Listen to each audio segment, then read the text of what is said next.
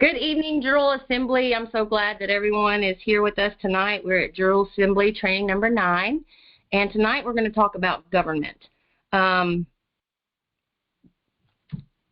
We do Sabbath my husband and I do, and there's been twice.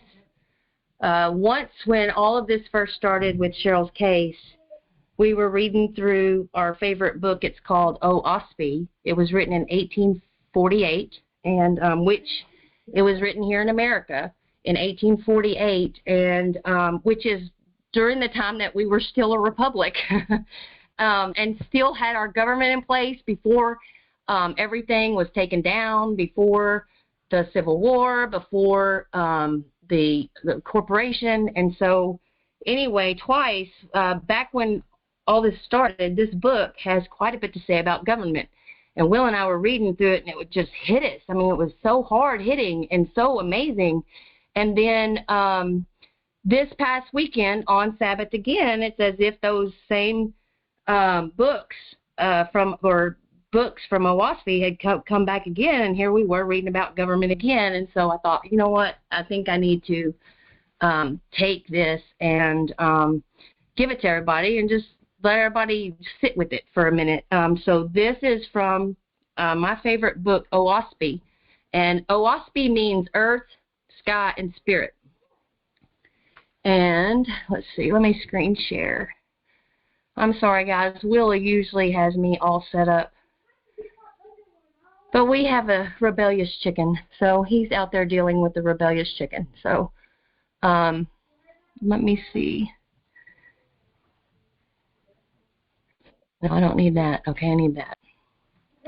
Let me know. Can y'all see that? Oh, yes, we could. We could. Until I took it away. Let's try that again. All right. So, I titled this "Bringing the Kingdom or the Government of Creator to the Earth."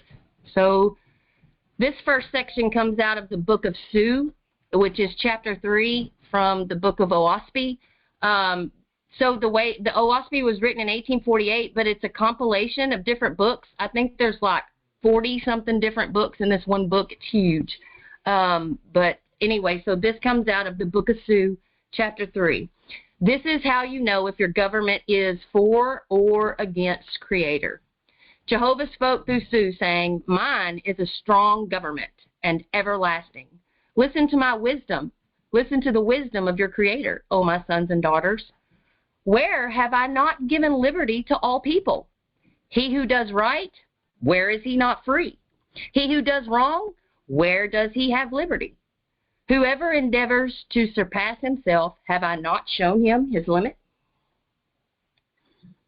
So right there, it tells you that Creator has created us to be free, which we know that all of our rights are endowed and given to us by Creator, right? So in my mind, this book being written in 1848 puts us right there with the mindset of where we need to become. I created man at 0, but only for him to add to himself forever. I gave him liberty to add only that which perfects his own soul. For which reason, if he eats poison, it takes from his body which I gave. Here I made a boundary both on earth and in heaven, which is to say, to the extent that man accumulates virtue, wisdom, patience, love, truth, and pure words, he is free. Because in doing so, he follows me in my works. But he who seeks to glorify himself in his possessions binds himself, because he is unlike me. For I gave all, and thus made the universe. I have created 2 states, therefore open to all men, both on earth and in atmospheria, which is in the heavenly spiritual realm, which are liberty and bondage. And I made men to choose that which he will. But so that he might not err, behold, I send my emancipated angels to explain these things beforehand. Even so are governments ordained by my holy ones. Accordingly, you may judge whether a government is of me or against me. For if it gives liberty to all righteous works and for the promotion of knowledge, providing teachers to the extent of the demand. It is of me. But if the government makes of itself a self, y'all find that interesting? If a government makes of itself a self, to me that reminds me of it turning into a corporate entity or turning us into corporate entities. I'm just saying, 1848, this came around. It's kind of strange. But if government makes of itself a self for which its aggrandizement is at the expense of my children's liberty, then it is against me. So if a government makes itself a self and is at the expense of our liberty, then it is against me. That is exactly what we have going on right now. For I have not created a people to be today as their forefathers were, but provided them with perpetual growth in wisdom and virtue.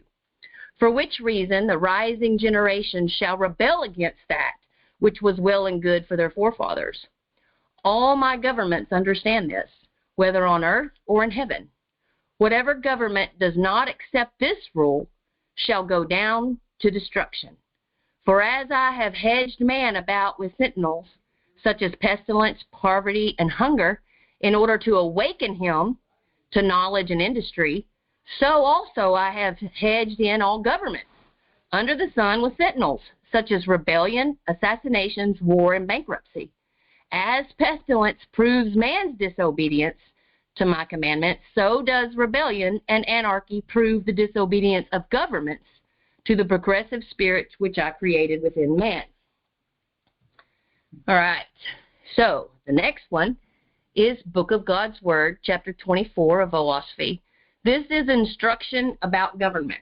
So in this book of God's Word, this covers a time frame from that 8,900 years ago.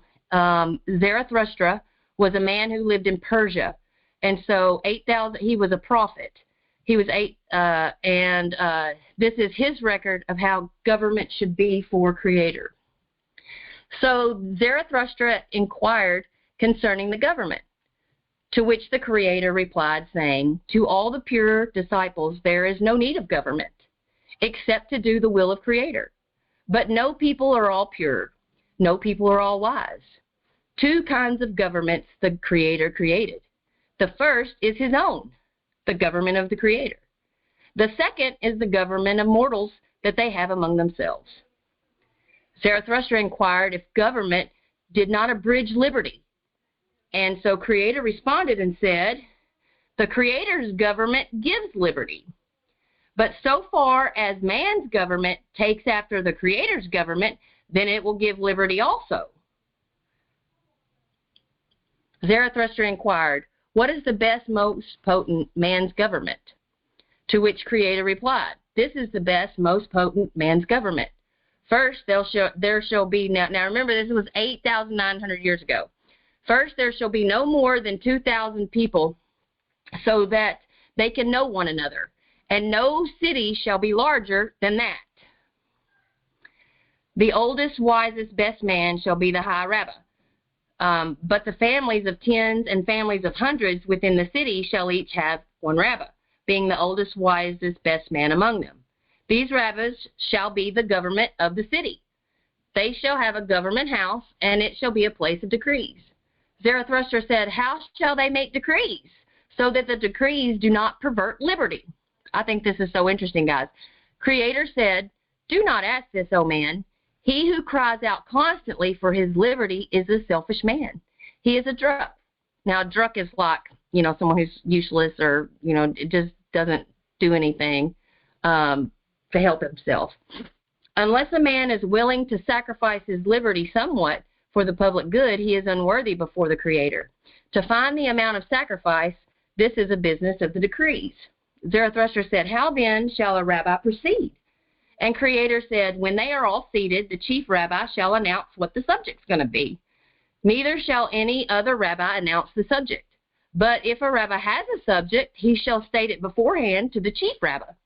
After the subject is announced, then all the rabbis should speak on the subject, but they shall not all speak against one another. But after each one has declared his highest light. When they have all spoken, then the chief rabbi shall speak his highest light, which he gathers from the others in the first place, but which is afterward illuminated by the light of Creator, and that shall be the decree.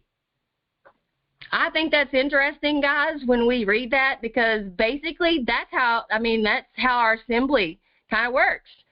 We have meetings on different subjects, like if we need to talk about, ex parte Milligan, or setting up the militia, or getting badges, any one of those things, we all come together and we discuss it, and everybody says their piece about it, and then we vote on it. And that is how those decrees are done. And so I just find it very interesting that now they didn't vote on theirs. It said the chief rabbi would make the decision, but even still, we do very much the same thing here. All right, so the next one is Book of Wars Against Jehovah, chapter 17, and this is in Oahspe. This is the plan of Creator's government.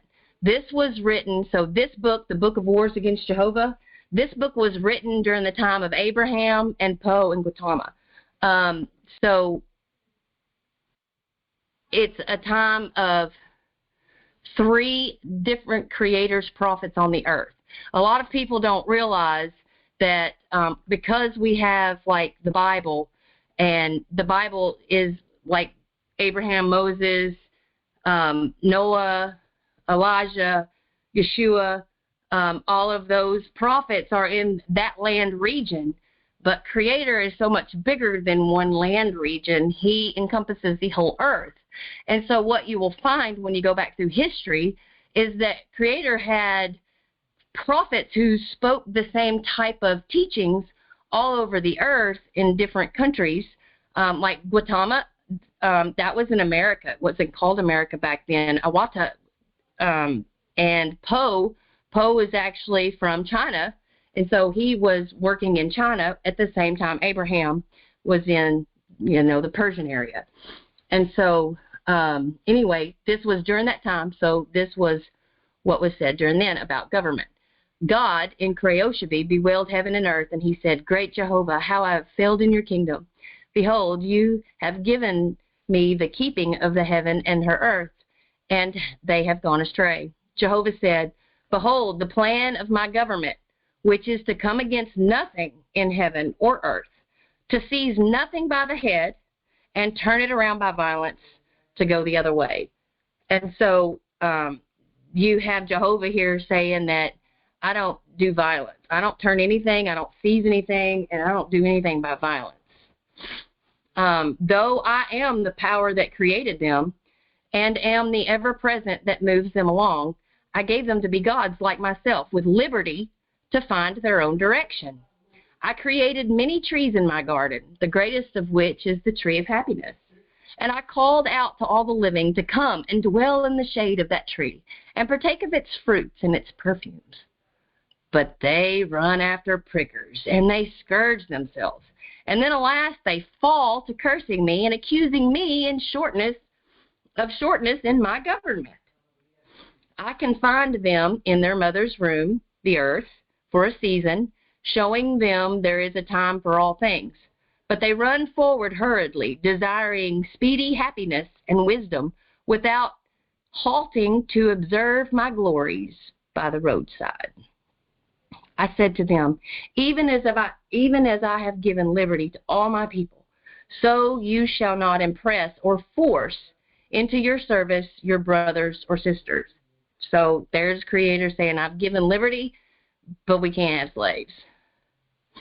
But the self-assuming gods, when he says self-assuming gods, that's talking about the leaders and all the people here on earth. But the self-assuming gods make slaves of their own fellows. They build roads round about them and station armies of soldiers to prevent my newborn from coming to my most glorious kingdoms. They go down to the earth and inspire kings and rich men to do the same thing. And they portion out their servants, saying to them, Serve me, and I will provide for you. Little do they think their servants will become like thorns, stones, and chains and spears against them in the future. They build up a justice of their own, saying, To the extent that my servants labor for me, so I will render to them. But I have said to them that no man shall serve another except for love, which shall be his only recompense. Guys, that section right there is exactly what's happening right now. The kings and the queens and the rich, all of them come and they make us servants, and they've made us servants. And they say, you be our servant, but, I'll take care of you over here and, put you on welfare and give you all these little privileges.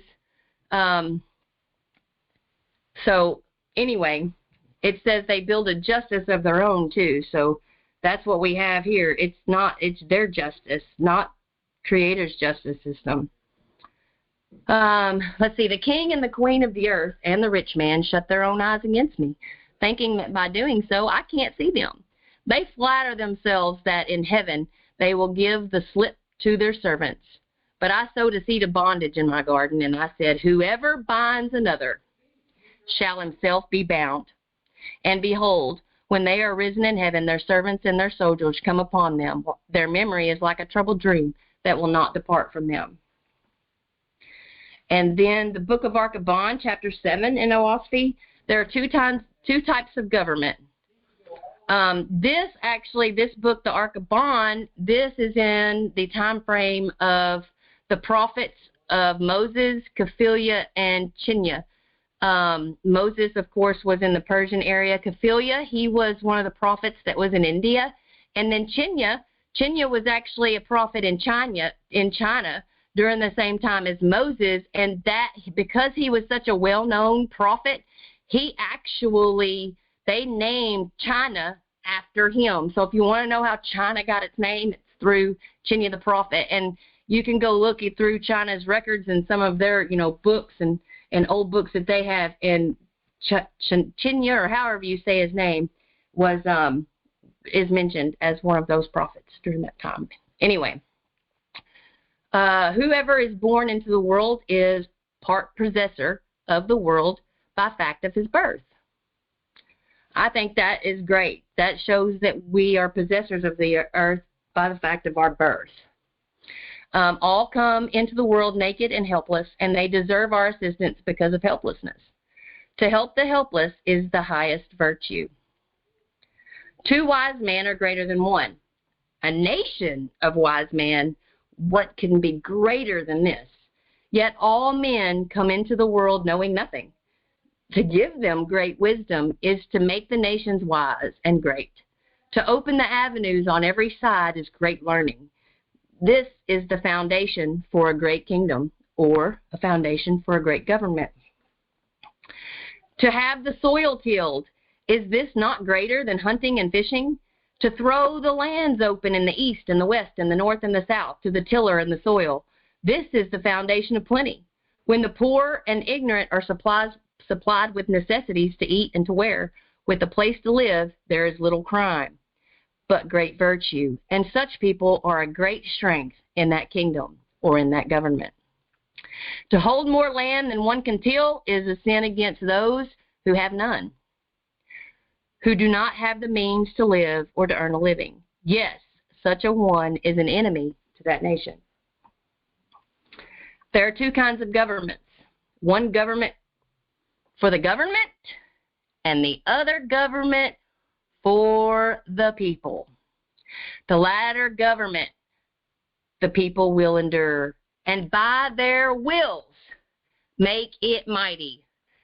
Y'all, I claim that.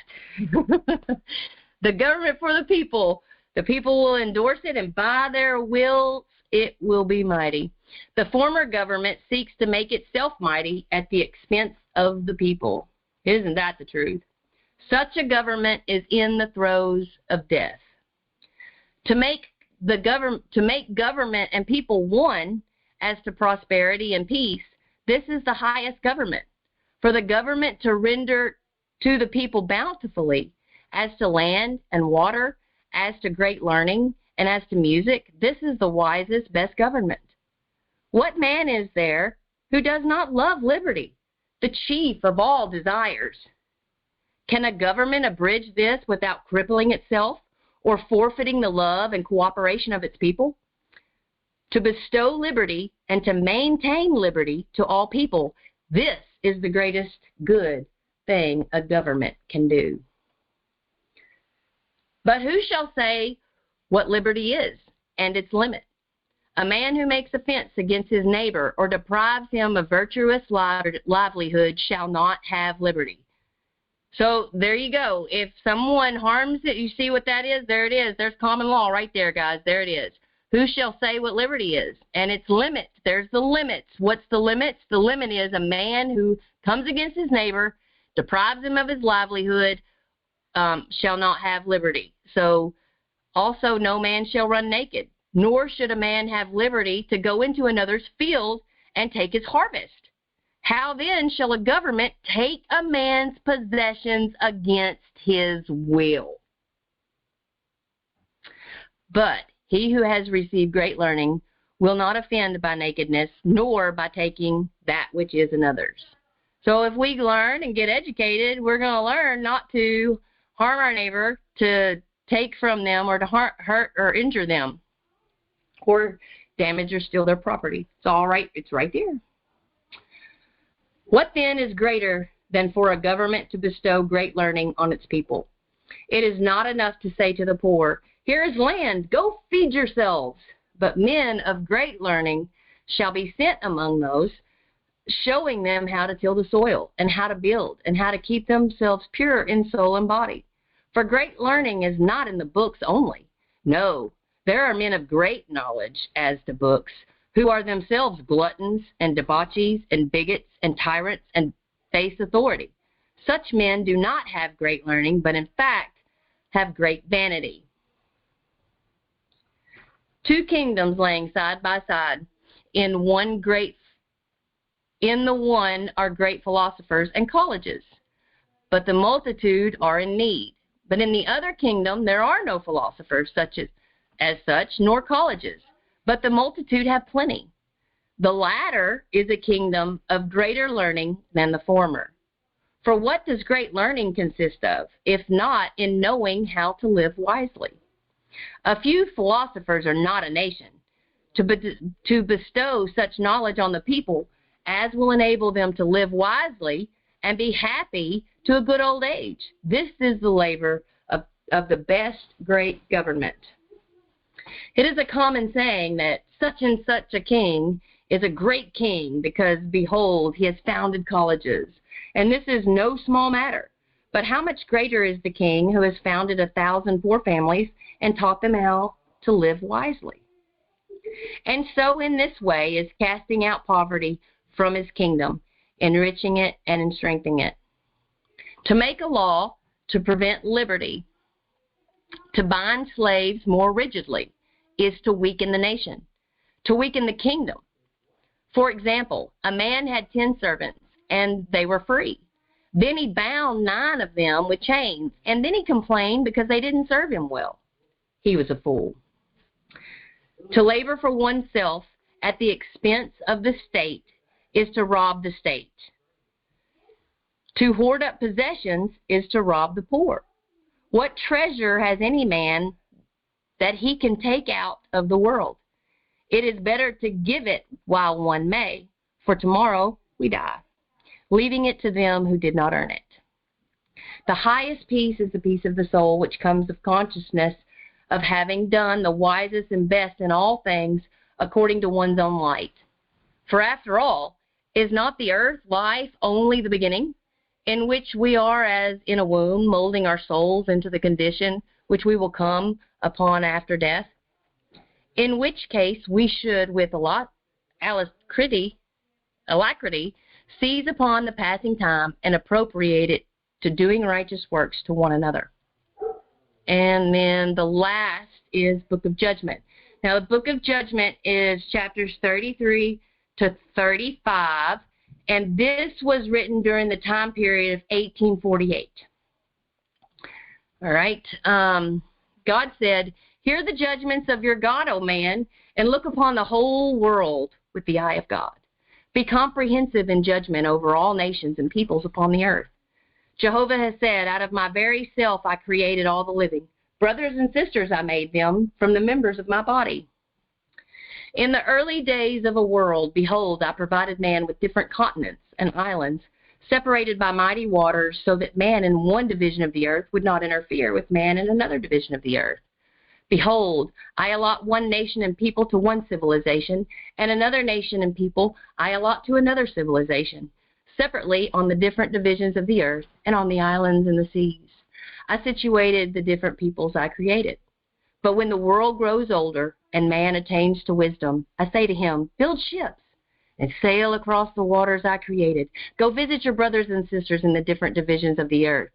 And man masters the ocean and comes to his brothers and sisters remotely situated. And I say to man, because you have mastered the ocean, let this be a testimony to you, that there shall be no barrier from this time forward between all the nations and peoples I created. In Cosmon, Cosmon in this book means it's an era, like you have the age of Aquarius and the age of Pisces and these different ages of time. In this book, it mounts time a little bit different and calls them eras. And this is an era of Cosmon that started in 1848. So in Cosmon, I came saying, be brethren upon the face of the earth and upon the waters of the earth. These are the legacies I bequeath to my children. Be a help and a benefit to one another, judging wisely regarding the differences which circumstances and places of habitation have developed in the races of man. Now I, your God, O man, declare this judgment to you, because your wisdom has surmounted the corporeal barrier, the ocean between you and your brother. It is fitting and proper that your souls surmount the barrier of prejudice against your brother. And that is, instead of making laws against him, you shall do the opposite of this and throw open the place of your habitation and your soul and your love to receive your brother godlike with open arms. Do not flatter yourself that you can turn aside or set backward the seasons of the Almighty. Where you do this, affliction shall surely come upon you. Behold, I have made the heavens of the earth universal and established heavenly roadways around the earth, so that the angels of the different nations and peoples may be as angels of universal heavens to help one another.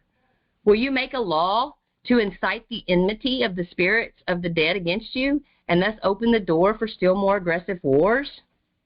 Shall the laws of man interdict the march of Jehovah? Now behold, when Cosmon came, which was 1848, I said to you, come with your God. You shall knock peacefully at the doors of China and Japan, and they shall open to you. This you accomplished, and those who had been exclusive for hundreds of years turned from the old ways to welcome Jehovah's hand in your promises. Now I declare to you, I will not have exclusiveness any more in any of the nations and peoples in all the world. Neither shall there be taxes and duties or tariffs of one nation or people against another. So there's no more taxes there, and no more tariffs on other countries. Behold, you have asked for the Father's kingdom to come on earth as it is in heaven, and I will give it to you. As you have prayed, so will I answer you in the name of Jehovah. You shall not serve both Jehovah and Mammon, neither shall the light of my heavens be with you unless you heed my judgments. I will have all the ports open and free, and without partisan taxation, either in favor of one nation against another, or of one people against another people. It is not excusable for you to say, lo, the poor foreigner will come, and he'll consume my riches. You shall say the opposite. Welcome, my poor brothers and sisters. Whatever is mine is yours also. Come and dwell within my country. It is ample, and Jehovah will provide for us. This is chapter 34, Book of Judgment, and it's God judges the governments of man. Now remember, this is during the time of 1848. This is prophecy coming through. God said, when a man has young children, he makes just laws in order to teach them discretion, justice, harmony, and consideration in regard to one another. But when his children attain to be men and women, man no longer holds the law over them, for they have become his equals as his brothers and sisters. Similarly, in the ancient times, I had provided you, O man, with governments and laws for different nations and peoples. Nevertheless, I said to you, let your government be like a father over the people, and not as a separate matter against them. But you have disobeyed my commandments. Your government is as one thing, and your people are as another thing. That which should be one entity, you have made into two. I thought that was really good. Your government has become a separate self from the people, and the people are like servants supporting the lawmakers who trade in projects and schemes for their own profit and glory. Since the earliest days of all the governments of man have drifted into this. When a government no longer fills the grade according to the advancement of the people, behold, your God withdraws his heavenly protection from that government, and the people run immediately into anarchy. Do not lay blame of anarchy, revolution, and assassinations on the people. My judgment is against the government in all cases.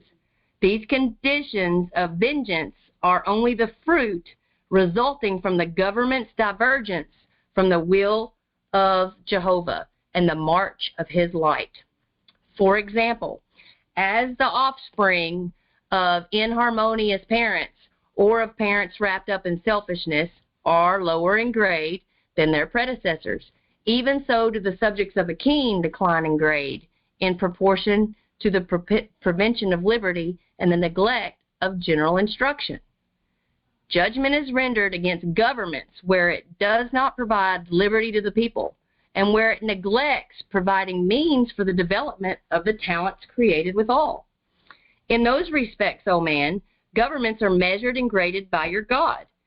And whenever a government sets itself up to enforce and strengthen itself by violence against justice for the multitude, behold, I turn away from that government, and I call away my lords and holy angels. And with that, drudges come upon those people, and the people fall upon their government and destroy it. If a government is a king only, and he has no holy council, like Parliament or Congress, then the responsibility of the shortness is wholly his. But if the king and his has a holy council, then the responsibility for shortness lies partly with the king and partly with the council. Judgment is rendered against them, not only in this world, but also in the S world, which is the spiritual world. And each and every member of such a council shall be bound in the first resurrection until he has made amends to all his people for the shortness he manifested on the earth. Hear the wisdom of your God, O man, and consider the way of righteousness in the government of mortals. The nearer the two are to being one, that is, the government and the people, the nearer they are like my heavenly kingdoms. The more alienated the government is from the people, the further it is from the kingdom of your God. Let this be a guide to you, O man, in prophesying the change and overthrow of governments. According to the square of the distance of a government is from Jehovah, which is righteousness, so is the accelerated pace of its coming change or destruction. Yeah, I think this is really interesting right here. What that little sentence literally just said is, if you want to, you can prophesy the change, he's going to give you the guide right here so that you can prophesy the change and overthrow of governments. You do that by looking at how distant that government is from Jehovah, which is righteousness, and so the further away that government is from Jehovah, then the more accelerated the pace is to its coming change or destruction.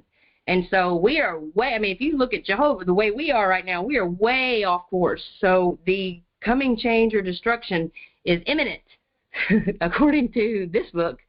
Do not think these matters are governed by chance or by accident. Jehovah is perfect righteousness, the all everlasting. He is the all one for a people and their government. To attain to be all one with each other, this is great strength with a long existence and internal peace. You shall also consider this, O man, all governments are tending towards oneness with one another. This is the march of Jehovah, and no one can stop him. I love it. Nothing can stop what's coming, and that's Creator. He's setting this thing up himself. Oh, I love it.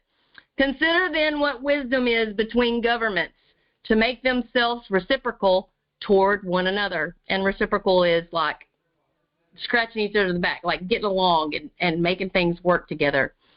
A government that sets itself up for itself and against other governments is a selfish government. And your God rates it the same as a selfish man, being disparate from Jehovah and his kingdoms. Judgment is rendered against such a government. Neither my lords nor my holy angels shall bless that government. Governments that practice affiliation to bring about reciprocal brotherhoods between governments are on the right road toward the Father's everlasting kingdoms.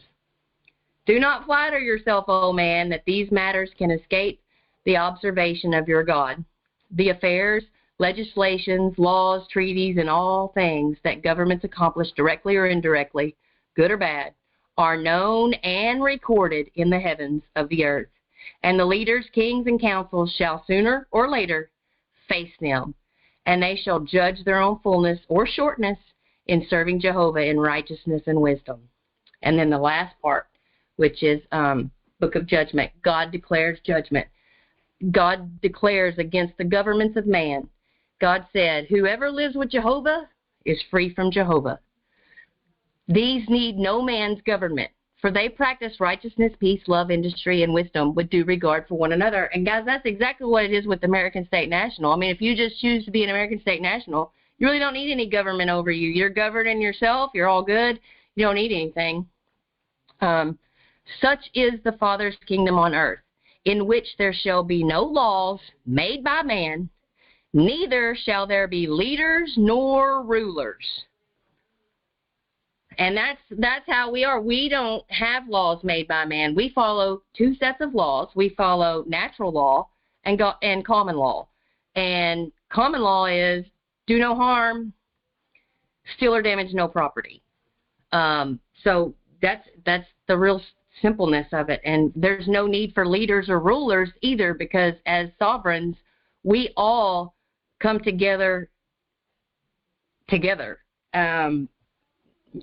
We don't need anyone to be rulers over us. The progress of man is toward this. The progress of the governments of man should shape toward such a consummation.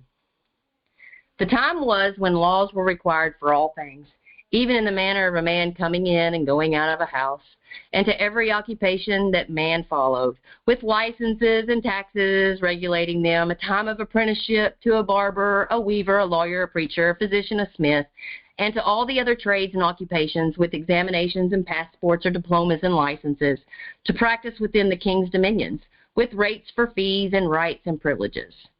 But these laws and governments were for the past eras. They were righteous in the first place, for they shaped man's judgment toward perfecting himself.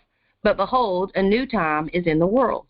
As a result of the acquisition of knowledge, a new liberty has been born into the world, and it cries out on every side. Throw open the doors to all trades and occupations. Behold, the multitudes are sufficiently wise to judge for themselves as to whom they shall patronize. Judgment is rendered against the laws and governments of a man in all cases where they prevent the liberty and choice of man as to his vocation and knowledge. It is not sufficient for you to say, behold, the public will be taken advantage of by ignorant pretenders. You have no right to say what the public will suffer, and thus base a law on prospective damage. And guys, this is interesting. This was written in 1848, but here is where they're trying to, this is where you say, you make these laws of prediction where you predict that somebody might go and do something, and then you go arrest them before a crime is committed because they might do it, or there's probability they could do it. That's what that's saying. When the public have suffered, and when they themselves demand protection by such laws, then such laws shall be made, To make such laws beforehand is to sin against Jehovah. It was said of old, you shall keep the Sabbath day holy, and it was defined what a man should and should not do on that day. Judgment is rendered against that law. Nevertheless, I don't put that aside, that practice. But the time is now come that man shall himself judge as to whether or not he shall keep any day sacred. Moreover, from this time forward, man shall not be held accountable as to whether he keeps or does not keep any day as a sacred day. Yet, this accountability shall be upon all men, whether they fulfill in wisdom and righteousness to the utmost of their capacities. There was a law of circumcision, but I render that judgment against that law also, for it has fulfilled its time. This law I put aside in practice, but I give permission to the adult to have himself circumcised according to his own judgment. Judgment is also rendered against infant baptism, and I put aside this law also, and I make it an abomination before Jehovah. Nevertheless, when a child has reached 14 years of age, and it chooses of its own accord to be sprinkled with water to conform to rites and ceremonies, then that child shall be thus baptized in the name of Jehovah, but not in the name of God or Lord or Savior or angel. This is wisdom, O man, to have no law or government between man and wife. And this makes me think of the marriage license, because that's what you have between man and wife, is you have a law or a government between them with the marriage license. And it says, this is ignorance, to have a law between a man and a wife. Yet because there are bad men and bad women who marry, it has been found necessary to have a law between man and wife regarding their duties. But consider how wrong it is to have a law between a good man and a good wife regarding their duties. It is better to them to be thrown upon their own love and their own judgment. I gave governments and laws to all people in the following manner: the bad and evil-minded, rigid laws, with many details. But to the wise and good, I come now as an emancipator, saying, go. And without laws and government, fulfill your destinies according to your own judgment, so that you may be an honor and glory to Jehovah. In Cosmon, man shall no longer be driven in yoke and harness. He shall stand upright before Jehovah, practicing his highest light with rejoicing, being a free man and a brother to his God.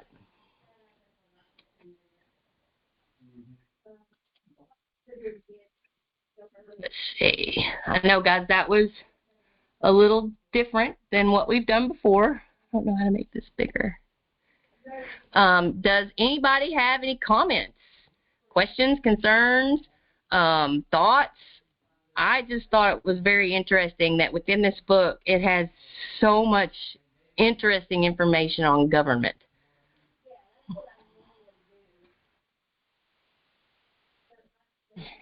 Where can we get a copy of that book? Amazon. It's called Oahspe, Oahspe, and it's Oahspe. It's the actual Pan language. In this book, it talks about the first continent, or one of the first civilization of man was way back. But anyway, they talk about, the Ring of Fire that we have with all of the volcanoes. There was a continent that there was once there, and it was called Pan. And actually, if you go look off of the coast of Japan, they have actually found under the water, deep sea diving, major cities and stuff under the water, as if, yes, there was a continent there once.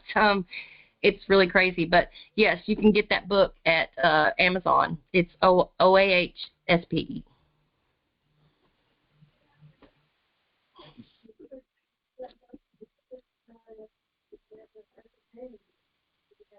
Anybody else have anything they want to add?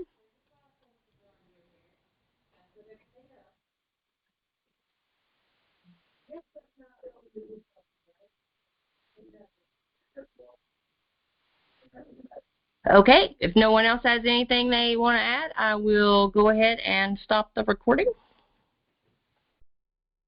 Or that they, you just plant small seeds. You plant small seeds, and if they take them and they grow, they grow. But if they don't, you've planted that seed. Move on. That's what Jesus said. He said, brush off the dust, and move on. And that's what we need to do, because we are disciples. We need to share this knowledge with as many people as we can. And beating a dead horse is not going to help. So just know that, unfortunately, not everybody's going to hear because they don't want to hear. But we live by example, and we share the message. And those that want to hear will hear, and those that don't, they're not going to, no matter how hard you press the issue. So I'll leave it there. Thank you. Thank you so much for that. And, too, even in what we were reading tonight, too, so many times it said that teaching and learning and teaching people how to live. I mean, who cares about all the colleges and philosophies? If we just teach people how to live, that's what we need in our schools. We need them to teach us what our government is, what a republic is, to teach us how to live, how to do things. Most of these kids don't know how to do anything as far as, like, planting some flowers or planting some a garden or, changing a tire. I mean, just we need to teach people just stuff in life. And anyway, I think it's great, but I actually think that people are going to come around. I think some people are slower than others. We have been totally indoctrinated for a very long time, and some people don't come out of it as quickly or as good as others. But I honestly believe is if we keep teaching and we keep getting it out there, just like what Chris said a second ago, like, they're talking about corporations. They're talking about the whole government being a corporation everywhere now, and that's true. As we continue doing this, people are continuing to wake up. People are continuing to learn more, and it's only a matter of time. I honestly believe that once the courts break through, that dam is over.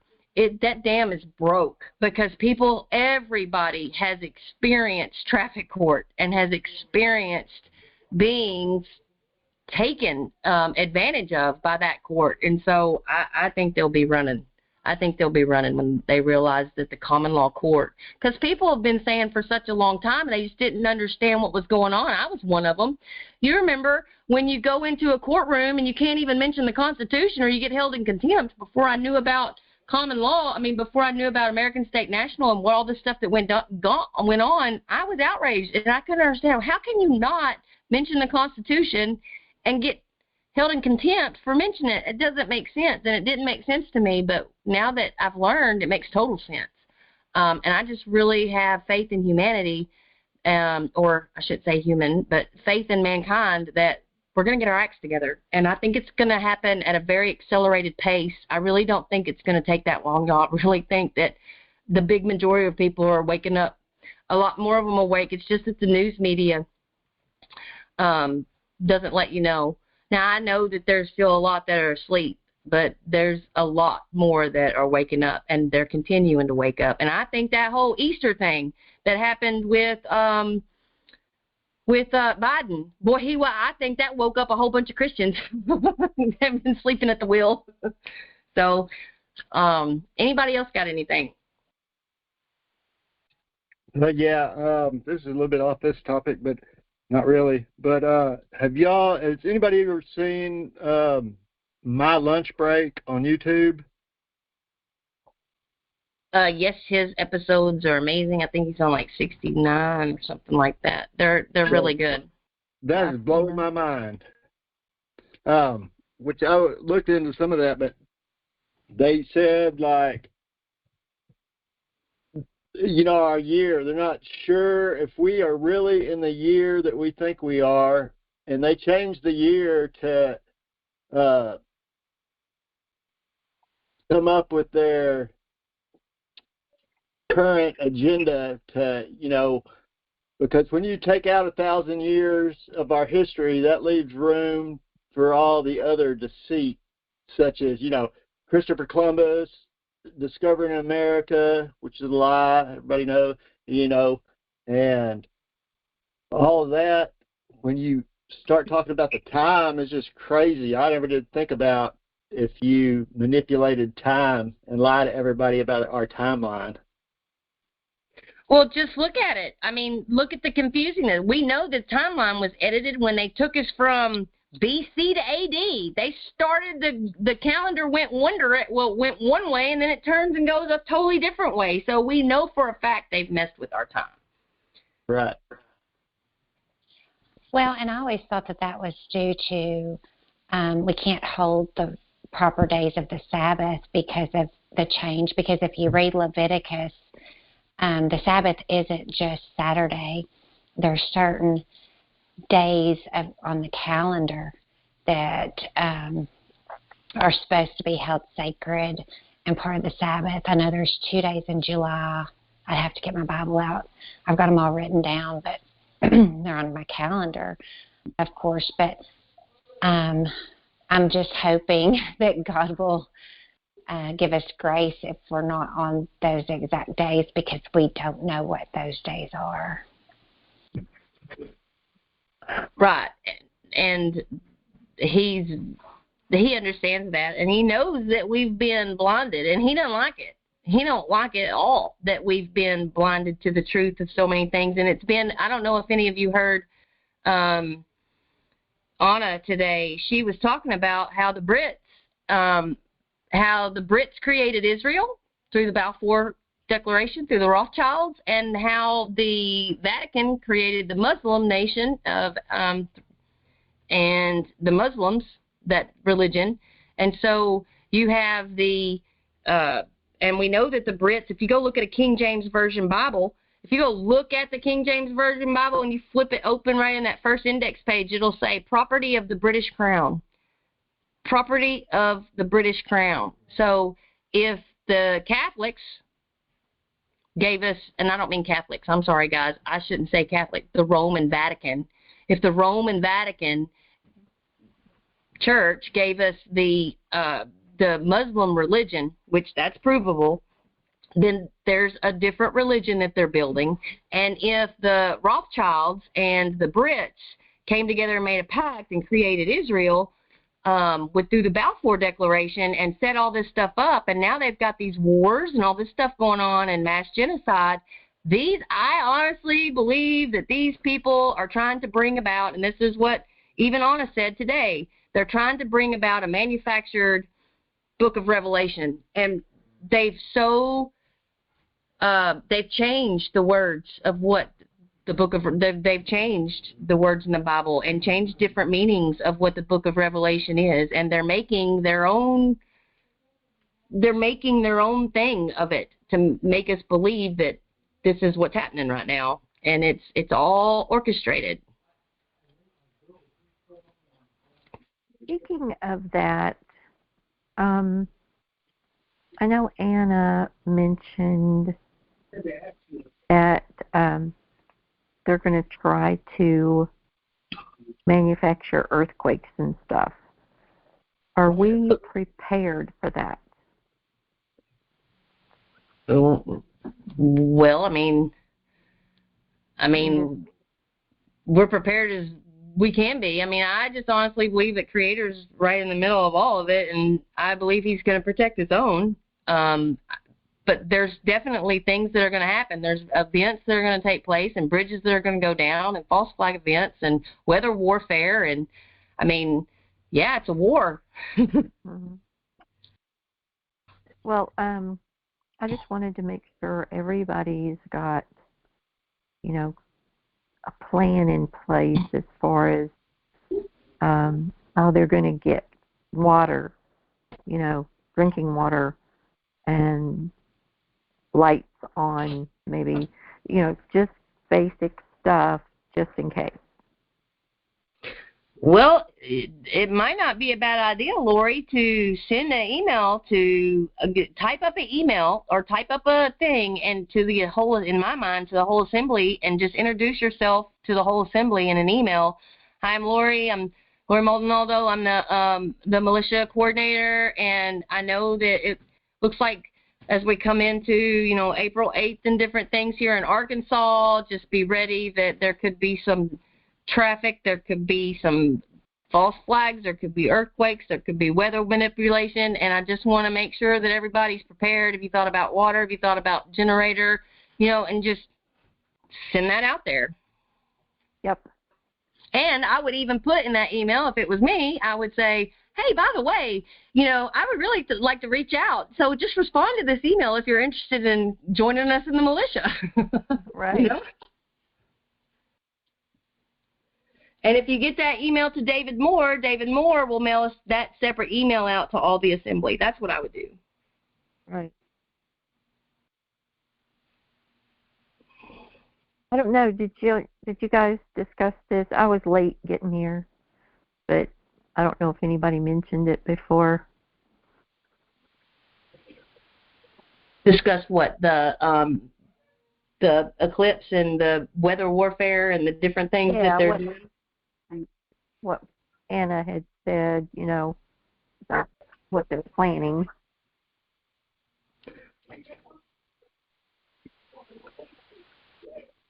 We're just mentioning it just now, so no, not till now. I'm sorry, my dogs are acting stupid. I hope y'all can't hear them. We do not.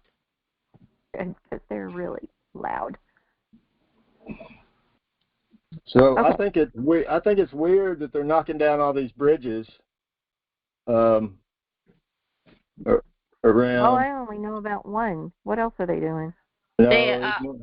There's more than one. There was one here in Arkansas. So right here at Fort Smith and Oklahoma, right at the Oklahoma-Arkansas border, there was a barge that hit that bridge there on that right there. Yeah, that happened on the same day, by the way. They were back to back. Yeah, they were back to back. And that's crazy that happened there in Boston, or was that Massachusetts?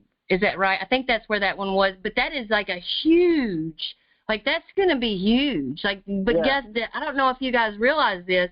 That port of entry, because of the way that it's set up, is where all of our farming equipment comes in, all of your big, heavy equipment that's oversized for farming and equipment and all of your fertilizers, all of that kind of stuff. Usually that is the port that gets all of the stuff for the farmers, and they destroyed that on purpose to kill us. There's no way around it. They're trying to kill us. They're doing something that's crazy. That's just, they're trying to keep people from moving or being able to escape, or like you said, and restricting our access to all that. They're shooting rockets at the eclipse. I know. That's some jacked up stuff. And CERN, they're doing Collider on that day. Yep. So there's no telling, and CERN could, it's very possible. We all know what a hadron collider is. They're shooting particles at mass amounts of speeds. There's no telling what they're going to, that thing hasn't been turned on in a really long time. So, 2 years. Yeah. So, hello, oh my gosh, I forget what it's called. The things when the Berenstain Bears and the Berenstain Bears and that they say that when we get those, I forget what they're called. Help me out, Brendan. The ripples in time, or when they ripple with that stuff, where you get different logos or you remember things differently than they had, or in Forrest Gump it says life's like a box of chocolates. You never know what you're going to get, but it says something different in the movie now than it did when we all watched the movie. They say that CERN is what causes that. CERN is what causes that. And the those signs. ripples. When you look at the signs, there's some certain stuff on the signs, like the signs look different. Well, I know what you're trying to say, but I can't. When they turn it on, it makes ripples in our reality. It's the what effect? Something effect. It's the dude's name. The guy that died, the president. What was his name? Everybody remembered him being dead, and then all of a sudden he was alive again, or alive, and then he died, or something. Hang on. What? It's on the tip of my tongue. But I know it's on the tip of my tongue too. It starts with an M. Is it an M? Mandela. The Mandela effect. That's it. Yeah. Mandela effect. Yeah. And but that's what they say CERN does. They say CERN, when CERN was running all those years ago, it was creating these ripples and it was changing things from what they were doing there at CERN. And one of the guys said, well, y'all start looking and get ready, because there's going to be some ripples that are going to be changed, some things in our present that'll be changed from turning this stupid thing on. Do y'all really think that they're going to do something on the day of the eclipse? I mean, it's not happening there, it's happening here. I wonder if that's just, fear mongering, or if that's true. Well, Anna brought out that they were planning on doing the earthquake thing here, and the also shoreline. Middle East. Well, I watched a video of a preacher last night. It's like less than 16 minutes, and he just compacts everything as far as his knowledge. And the earthquake, he said, is going to happen in Ohio. But I mean, watched your video. You watched that same one? Yeah, I watched the one you posted. Oh, yeah. So we'll see. I mean, there's just so much stuff. It's just, who knows? I think something's going to happen. I'm not sure they're telling the whole truth about the eclipse. And then also, I've seen another video about flat Earth and the eclipse and the shadows that are going to be present there. There's no way that could happen with the globe theory. And I don't know. I mean, it's just. See, that's what I was saying the other day. We've had eclipses before. I mean, I was just a kid when they had one eclipse, I was in school, and nobody said anything about, be prepared, make sure you have water and food and gas and all this other stuff. And I'm like, why are they doing it now? I mean, it's just an eclipse. The sun goes behind the moon for a minute, and it's done. But they're saying, make sure you have plenty of drinking water, and gas up your car, and make all these preparations. And I'm thinking, why? What are they planning?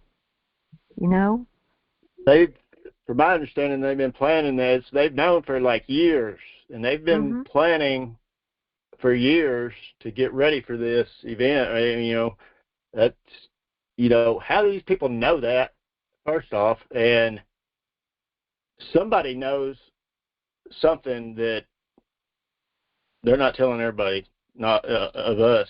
I mean, the elites, or I don't know. I just think that this is highly strange that they're knocking out bridges, and they're doing something. They're definitely doing something. They're dastardly. Well, I think people are on high alert, and so if I told y'all today, make sure that you have plenty of food and water, and y'all tell somebody else, and y'all tell somebody else, and I just pulled that out of my head because of previous stuff that's happened that's unrelated to an eclipse, just, because of the way that the world is today. We should all be prepared regardless of an eclipse, but people use that, and before long it's fear-mongering. And I'm not saying this is fear-mongering by any chance, but Lori, I think it's the times that we're living in. We need to be prepared like that all the time. And so people are utilizing this event to bring it back to the forefront. Make sure.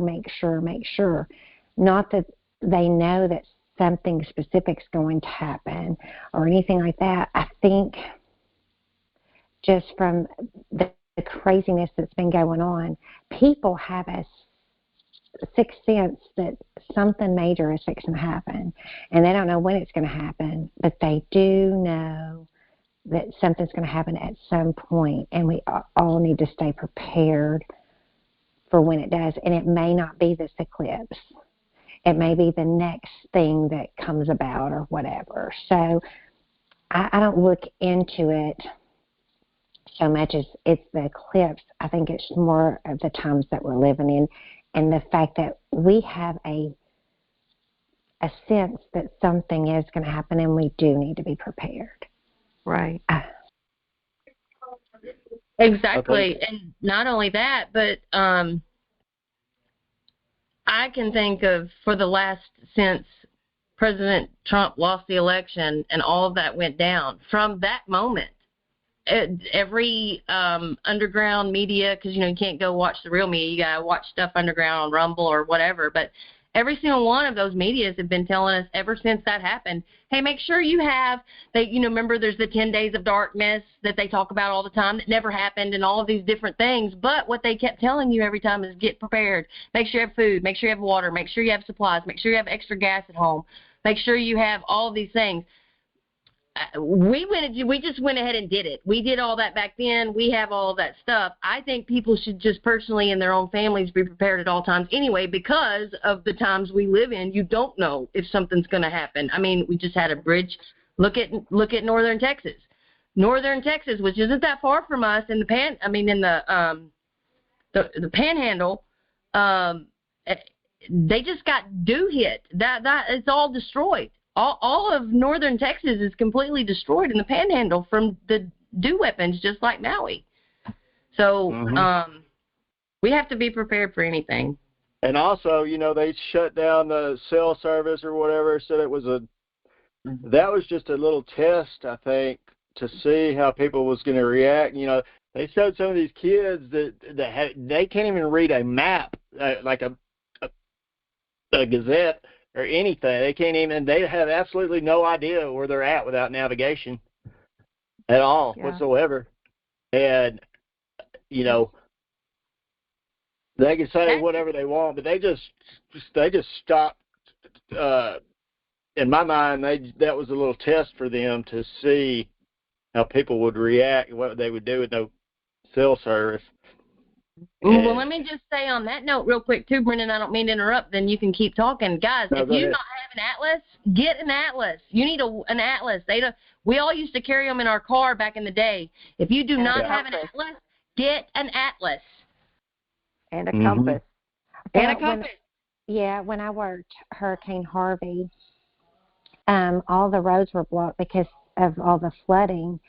And so, a lot of people use the WISE app during that time. I think it's called WISE or something like that, to navigate, because usually the locals will say these roads are blocked and it'll show on the map so that you can get, the navigation so you can get around.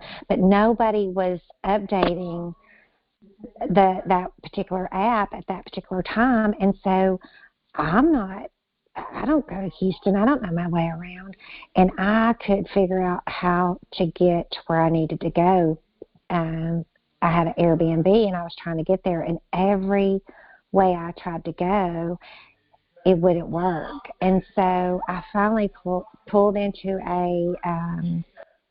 a mall, and I flagged down one of those security guys that was driving around.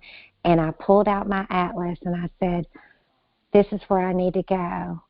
Do you know the roads that are blocked? Do you know how I can navigate to get around there? And he said, he was a young guy, he goes, ma'am, I've never looked at one of these, but I'm going to try to figure it out for you. Oh, my God. Wow. And he did. But that's, we grew up looking at maps, right? Yeah. But the younger generation, they don't know how to do it. Like you said, Brendan, they use navigation, and they're so used to technology that they don't know the basics. And it hit me like a ton of bricks. I'm old because I know how to look at a map. Yeah, I hid some eggs for my son. I drew him a map, just drew it out and put it north, south, east, west, everything on there so he could find, just put dots right to the egg, and he still couldn't find the egg. And I was like, son, really? You're kidding me? I mean, it's crazy. Well, that's another basic skill that needs to be taught apparently by parents. There's a lot of things, and y'all were talking about schooling. I don't have kids, but I watch many parents that are doing what's called unschooling. It's not homeschooling, it's unschooling. And what they do is they teach their kids basic life skills like hunting, building things, and they do all those things, gardening, things like that. But they utilize, when you're building something like a fort or tree house or something like that, you're using math to do it. So they're learning those math skills, the calculus and the geometry and that kind of stuff. And so, but the kids, they don't even realize they're learning that stuff because they're having fun doing it.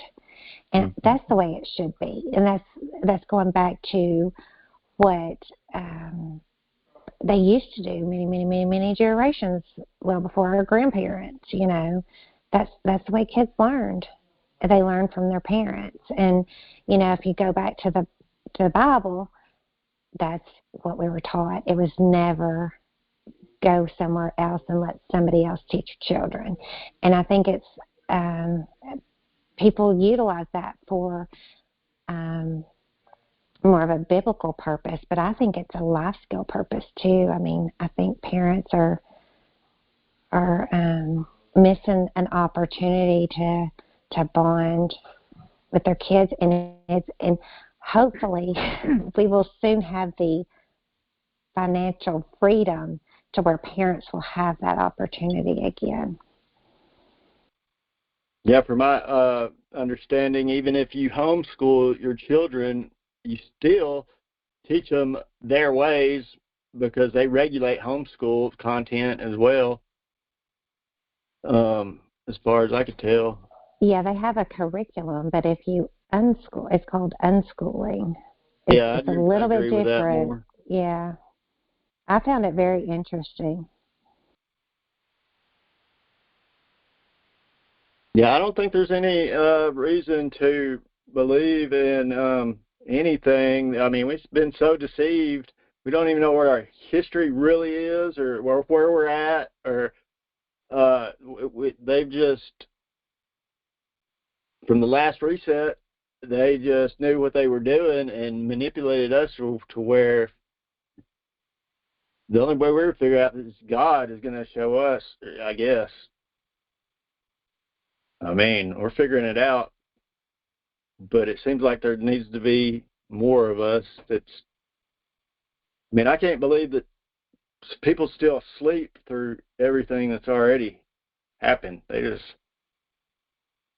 One problem is they just say, oh, that's just the way it is. And they just think we're crazy. We're crazy. We wear tinfoil hats, and I don't know. So I know that there's quite a few. Oh, go ahead, Chris. I'm sorry. I was just wanted to elaborate on that point a little bit because I'm sometimes a little bit taken aback at the fact that I could present the information and the content that I've shared, yet the people that I've communicated with about it, they just don't seem to have any feedback on it. I mean, it's okay if you don't really have a solution, but the fact that we can't even have a conversation on these topics is what's really disturbing to me as a believer, because we're facing these times now, and you don't hear much talk about how you're going to avoid certain things, like going to hell and stuff, But I would think there'd be more of a conversation about that. I yield.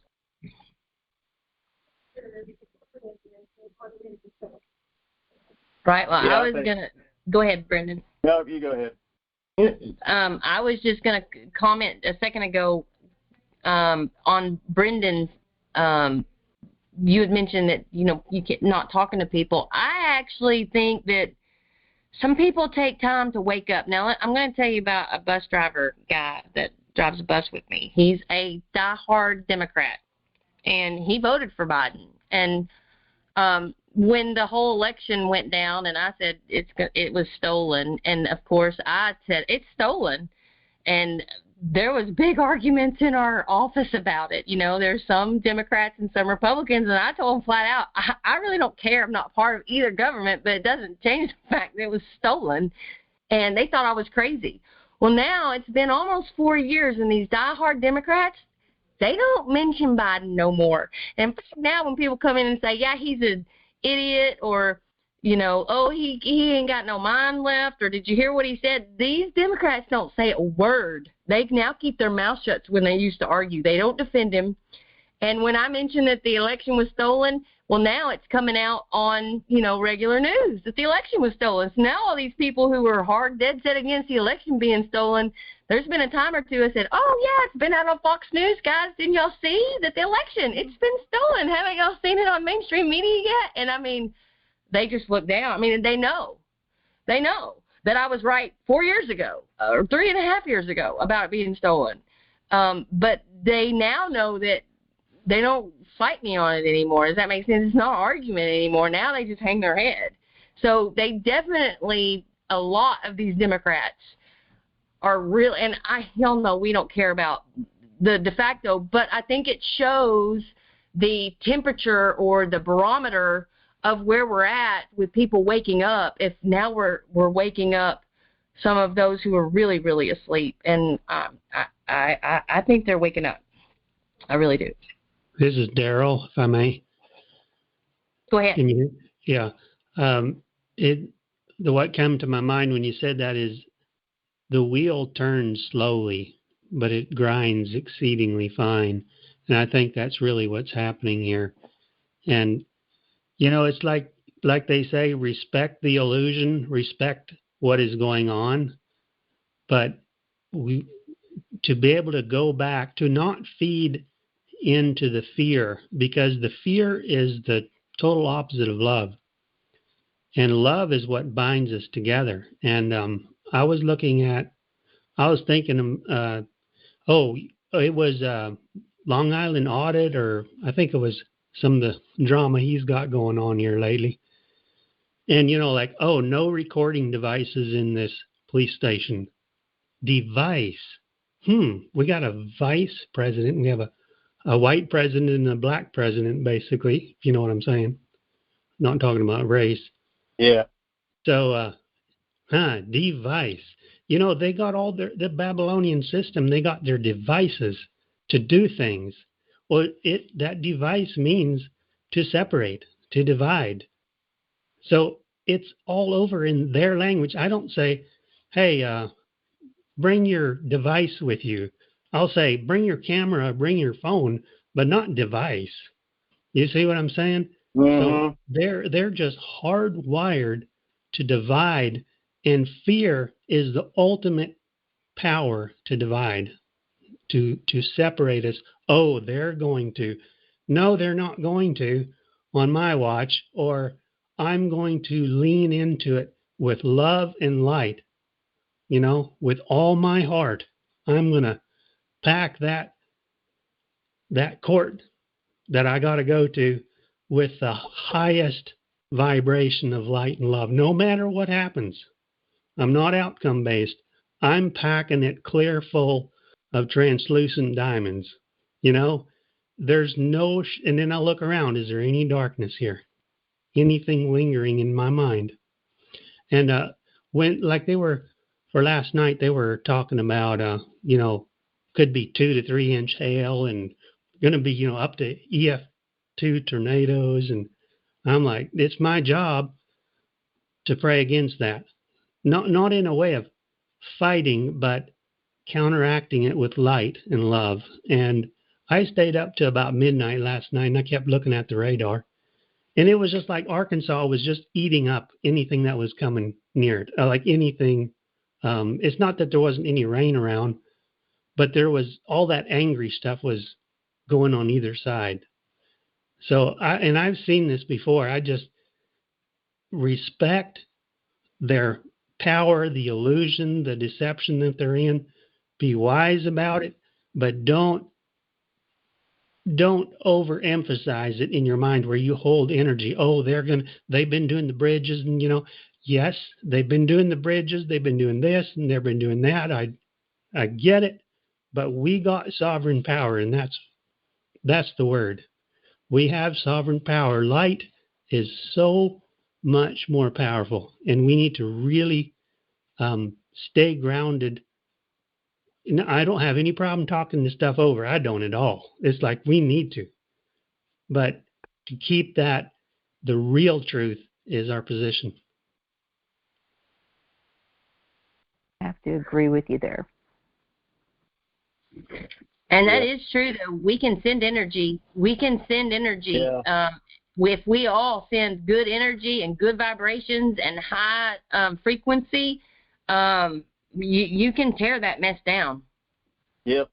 That's what Anna said in her article, the last one. I think it was the last one she just did. She said, put all of our 33 trillion voltage into it, and it'll do something. I prayed against bad weather yesterday too, but I still brought Lindsay's van in the garage, and I turned my truck around so my windshield wouldn't get busted in case. But I was glad that nothing came through last night. Chris, I wanted to comment on what you said. I know that it's very discouraging that people aren't waking up to what you're presenting to them, but you did plant that seed.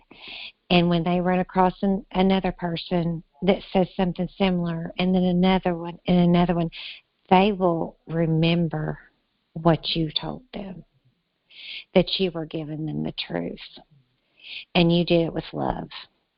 So just hold on to that, because you're doing it out of love for them, and they will hear it again, and they may listen at that point. Thank you for that, Robin. They know that I've been a faithful member there for years. They know that I love them, and I think that they're starting to see, especially when I dropped that text to my pastor and I said, it's looking like that Baltimore Bridge was not an accident. And, I just let it sit there. They don't really respond a whole lot to the content that I bring them. But if they do have time and they do look at one of those videos, they start simmering on some of that stuff as they begin to see more and more craziness. Because we're seeing things right now that I'm trying to imagine what my pastor must be thinking about all of this, because he's from the 60s. That's when he was becoming an adult. It was in the 60s, and he watched all of that stuff with the Kennedy assassination, all the guys growing their hair out and people taking their clothes off and getting into drugs. And I mean, these are straight-laced Christian people, and for him to be seeing this kind of stuff that's going on now, and I'm sure he's heard about Biden calling for a transgender visibility day on the Easter Sunday, I mean, that's just got to be over the top in his mind. I haven't even had a conversation with him about it yet. Don't know that I will. But they know that I'm there for them. They know that I'm looking out.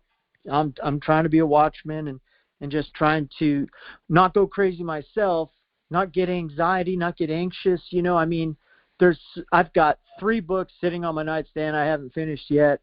I still got a job to do and kids to raise. And I mean, there's just so much stuff going on. But I'm trying to stay grounded to common and just keep an eye out and try to be prepared, and I've got my garden coming in. I've got my snap peas are ready to go up on the fence line there, and I've got some peppers coming up and some cabbage, even though cabbage is not really this season for cabbage, but I planted that anyway. I've got some corn starting to come up, and we're going to get some tomato plants this weekend, and I'm going to try to build them. These are above ground, and then I want to get a little like light white tarp or something to go over that, just to kind of like a greenhouse effect maybe. But anyway, we're a little bit excited about the garden and things like that. So I mean, I think everything's okay, just keeping my faith in God and believing that God has me and my family and all of you and your families, and we're just trying to do the right thing, you know. I yield.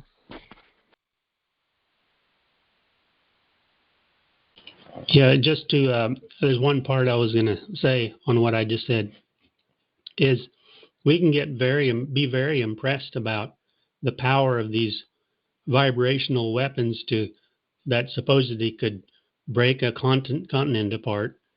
But you know, when we get impressed about that, we should even be more impressed about our power, the power of love and light, and teaming up with all the powers in the.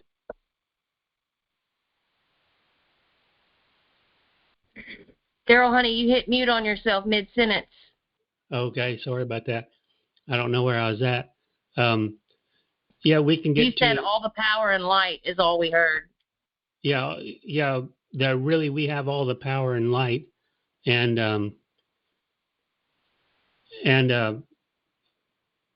yeah, I'm sorry, I kind of got out of sync now.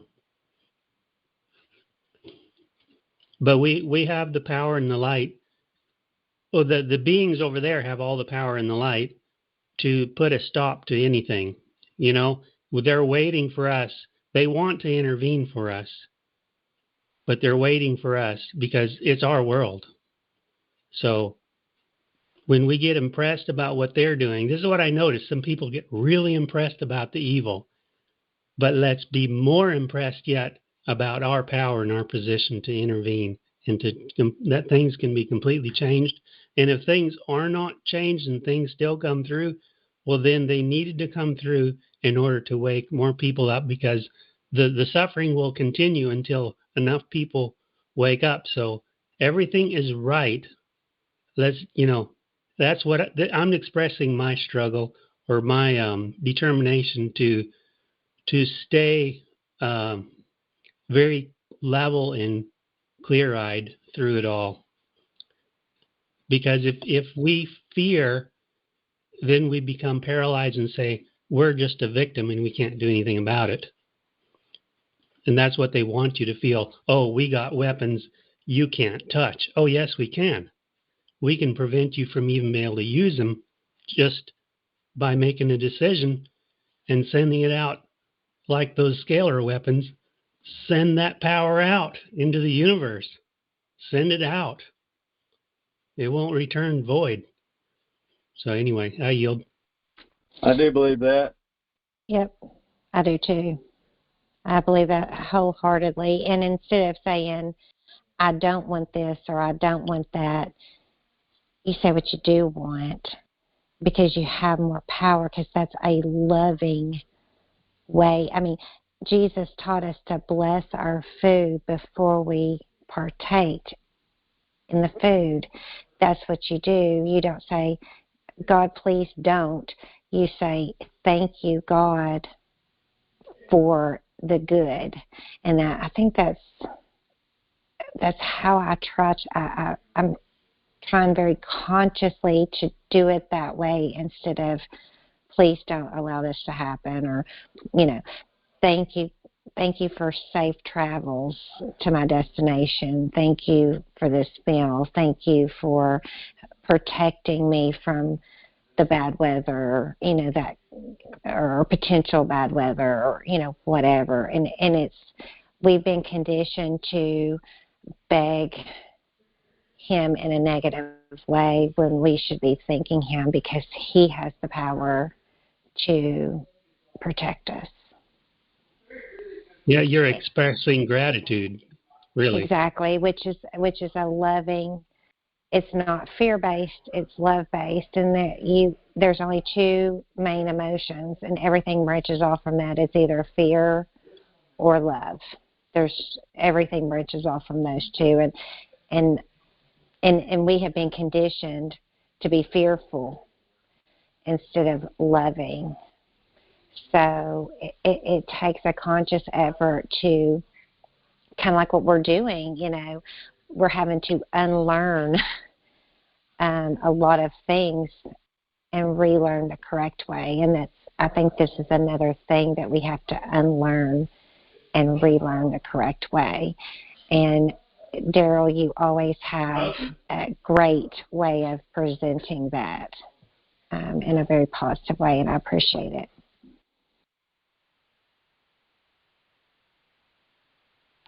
Yeah, well, thank you. I can't tell you how much pain I've had in my life. It's been off the charts. I cannot tell you. There's no words to describe what I've been through. It's come through a lot of suffering.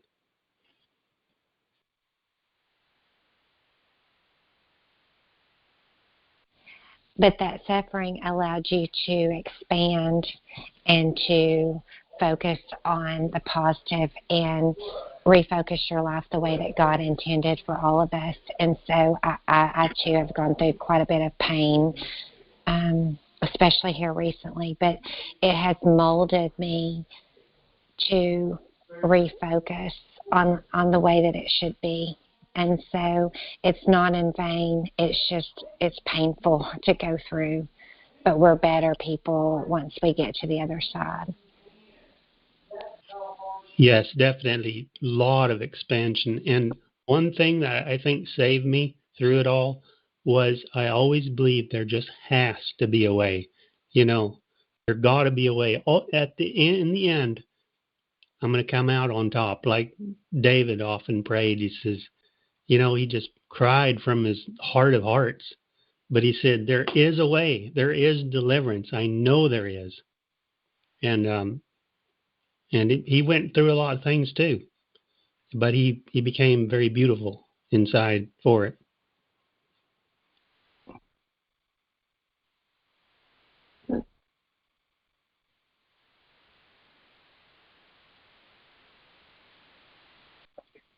I think something else too, this is kind of a little bit off of that topic, but it's bouncing off what you guys have talked about just a second ago, and that is that as people individually all over the world can gain in knowledge and understanding and in truth and raise their vibration and raise their understanding and raise their knowledge of what is real, that raises the vibration and the frequency on the earth. The more people that continue to snap out of it continues to change the vibration and raise the frequency. And I think that is continuously happening.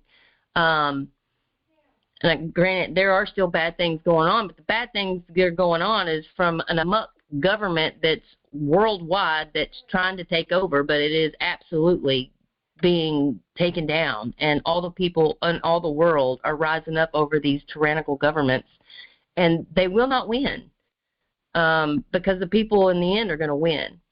And so I'm really excited to be living in this time. And I personally believe that a lot of us that are probably here in the assembly have gone through great pain and great suffering. But that suffering and that pain has gotten us to where we are now, which is prepared and strong to stand and move forward as a united one force. And so I'm just grateful to be part of this journey with each and every one of you as we stand together unified for mankind in Arkansas, for our state, and for mankind in our backyards. So that's all I gotta say about it. I'm glad to be here with you guys. Yeah, me too. Hey, I don't want to talk all the time now, but that verse kept coming to me. I actually don't read the Bible hardly ever anymore. I used to. I did a lot. But that verse just kept coming. The Chaldeans, that bitter and hasty nation, and it's like, that's exactly there's two experiences in particular in the last few months, interactions with police, with the sheriff department and the judge, that were just bitter and hasty. But, that's what's setting them out now, I believe. People are returning to the heart and love and what's healing. We are so tired of being hurt. We can't take it anymore. We're done with it. And that's what's their Achilles heel, is they don't know how to nurture and care for humanity going forward.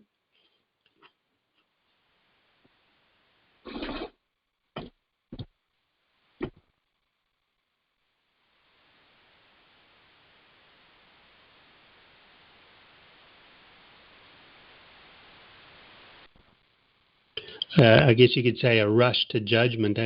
If the judge gave me 3 seconds to decide whether, I didn't cross the bar, and he just, it seemed like 3 seconds, and he had me in handcuffs, and I went to jail.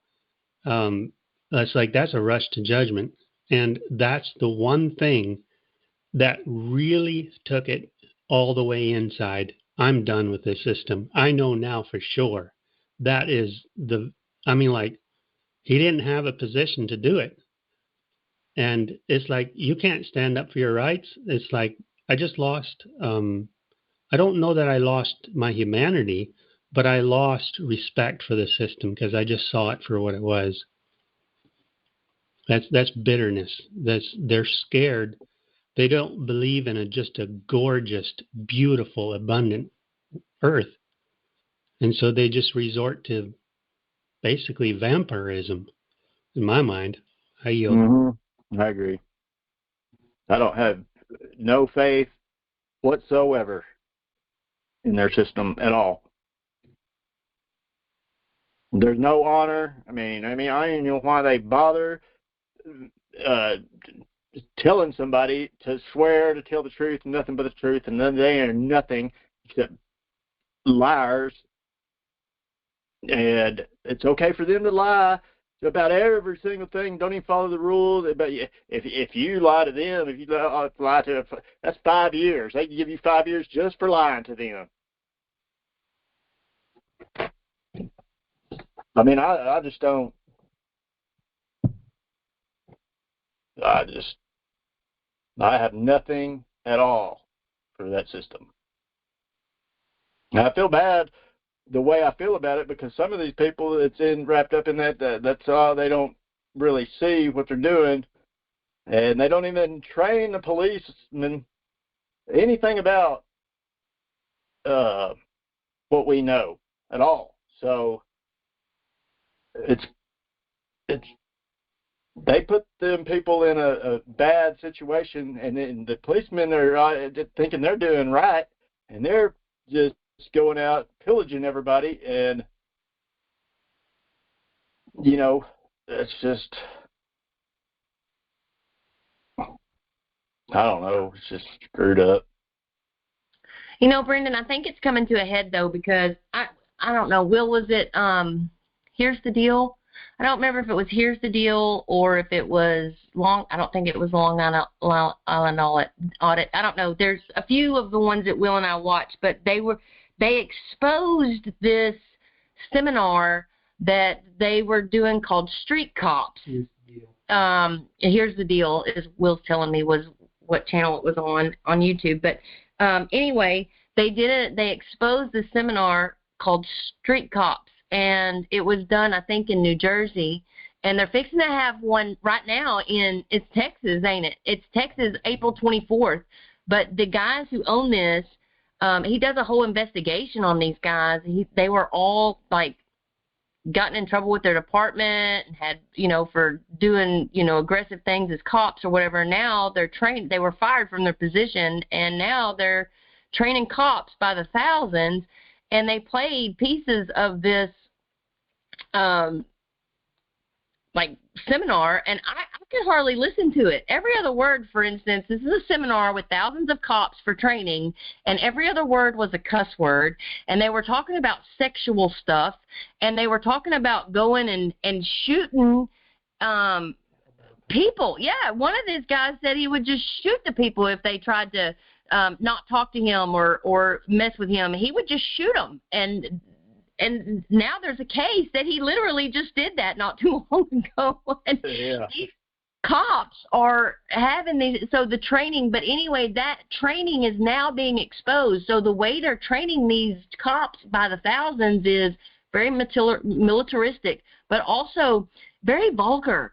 It's very, very vulgar, the things that they're doing. And glad that that was exposed, because if you can take down the training methods that they're using and put in correct training, that's what we want to do. That's where the thick red line comes in. So I'm glad that that type of training is now being exposed, because that can be taken down and brings room for ours to come in. I think it's all happening by design in my mind. I really think Creator's in charge of it all. And we're watching this thing go down. Yeah, I definitely agree with that. It's kind of like self-corrective, because they've teetered so terrible far to one side, it just has to totter back, and I keep thinking about another verse where, it says that Babylon, that great, falls in 1 hour. That's not, a few seconds. It's 1 hour. I don't know how long that is, but that just keeps coming back. That idea, that concept keeps coming back to me. They're falling right now, and they're taking their last stand. If they do some desperate things here with taking out the Baltimore Bridge and whatever they do around the 8th, or they're just taking their last stand, because they're losing relevancy. If they, I was just like that a video, that link was just put on the Anna's blog about the Supreme Court, whether it has supremacy or not. It doesn't. It's just, confidence game, basically, like the money.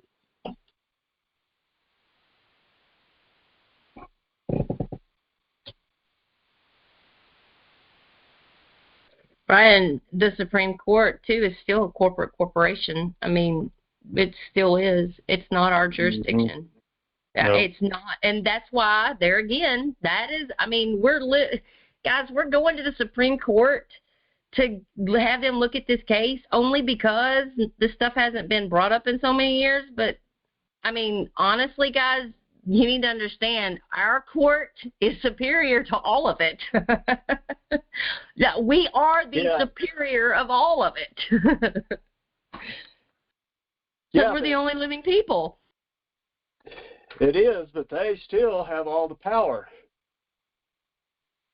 How are we going to overcome that? We must. I mean, there's got to be. But they don't even follow their own rules. They're not interested in helping us whatsoever. We get persecuted for trying to do what's right and stand up for our rights, and they just, I don't even understand why the cops, I don't even see why they can't, be a person, or like a man, and realize what they're doing to their own country. Or I don't even realize they know that they work for the Queen.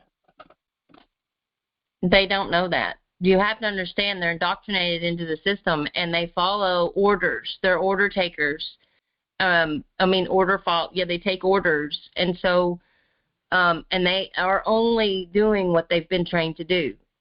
And they don't know. They don't understand corporation and living person, and that, by the way, we have right to travel because we're not a corporate entity, and we're not operating commerce. I mean, they have to be educated. I mean, it just is what it is. We have to educate the world. I've read that they have absolutely no access to the common law. They don't. So, I don't even think they could use it. They can't. They can't, because jurisdictionally they are a C jurisdiction courts, and C jurisdiction cops and judges and attorneys. It's all in the C, and it's all based on contract, corporation, corporate entity, commerce, those types of things. And so they can't deal with real people, and they can't deal with land, which is why they can only deal with deeds, which are fake title. It's just water. It's sea. It's contract. It's not even allodial. So and because nobody in our generation understands it, and our parents' generation didn't understand it, and very few of our grandparents understood it, but before them, they understood it. So we're like, I don't know, 5 or 6 generations removed. So that's a lot of time to not know or understand something. Yes. Speaking of that, I looked up the U.S. government manual. Okay, I found this, and I was curious about if it had citizenship in there. And I typed in a state citizen in that manual. Nothing come up. But what I did find is diversity of citizenship, and it's based on amount and controversy cost. So then it's 28 USC, 1332, and if it's not, they don't have any jurisdiction over us unless it's over $75,000. And if it's over $75,000, then I guess they gain their jurisdiction to deal with the state citizens. That's my understanding. So I thought that was kind of interesting. So it's based on money, that if they have jurisdiction, not necessarily, I could send it to you, or whoever wants to know.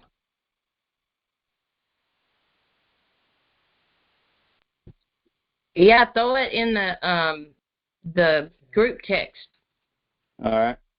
I got the table of contents for the whole 28 USC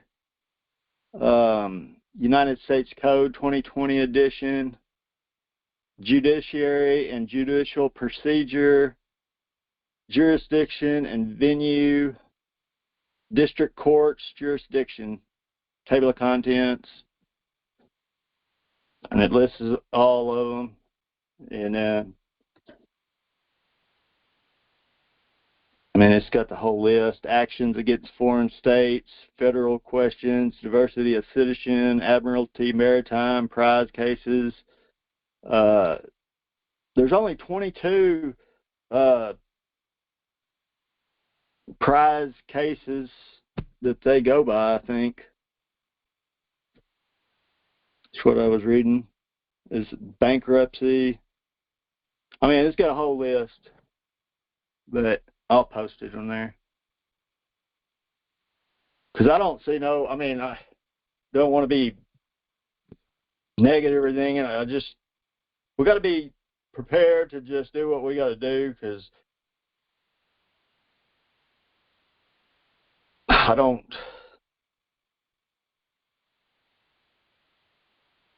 know what else to do except for, and I'm sick of giving these people money. I know I took a little bitch way out and gave them people $720 so they could have their money. But if something don't happen with Cheryl's case, if they deny us, if they don't even recognize us, we have nowhere else to turn right now. I disagree. Well, Brendan, going back to what you just said, bankruptcy is going to be bankruptcy of the all caps name, which is the corporation that they created. So that still doesn't. That jurisdiction is still commerce, which they're a part of. So you got to put it back in context. What exactly are they saying?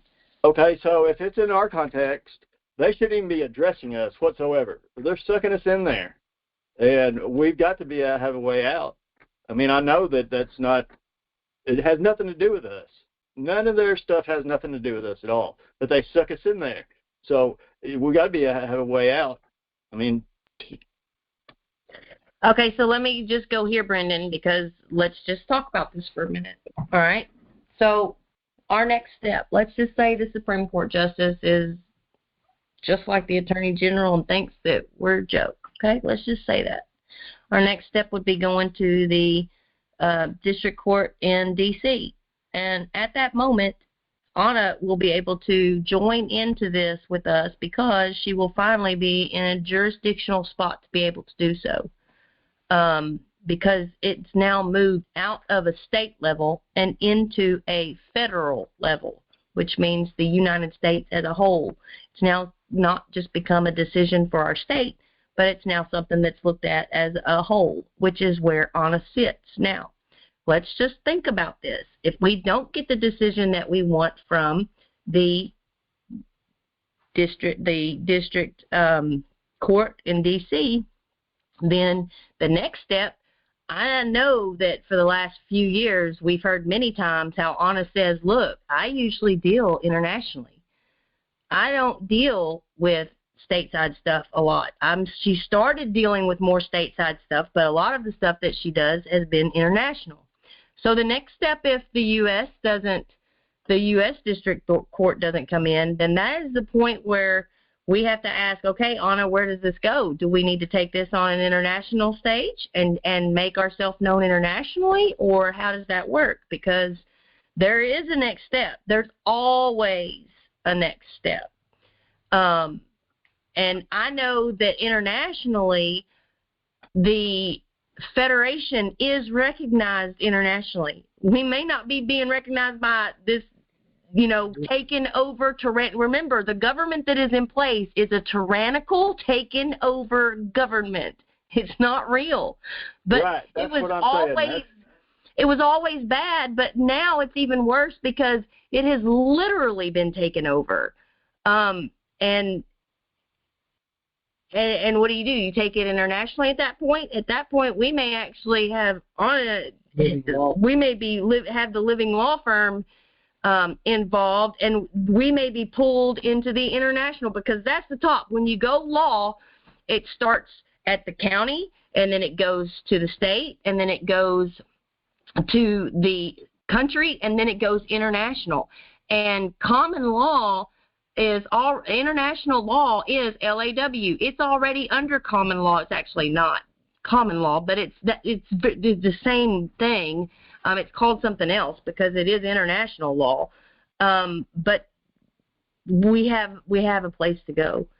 Okay. Yes, Chris.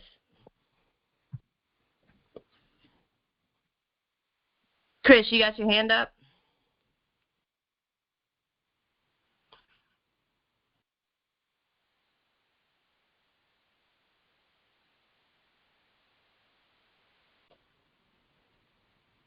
He may not know he's got his hand up. But that's good to know. It made me feel better, at least. We're not stopping. Just know, guys, and this is the conversation I had with Cheryl today. We are not stopping until we are recognized. And I was even telling everybody, set your courts up, set your courts up. We have to be recognized. And I don't know if it's going to be every state is going to have to do this, but we're going to keep pressing forward until it's recognized. And, hey, if we do have to go international and it's recognized international, then guess what? All these people are going to have to stand down in each and every state, and it'll make it easy for each state. Same thing if it happens in the district court, because it happens in the U.S. in the district court for the country, then guess what? If that happens, then all the other states won't have to fight like we did. They'll just run on our heels.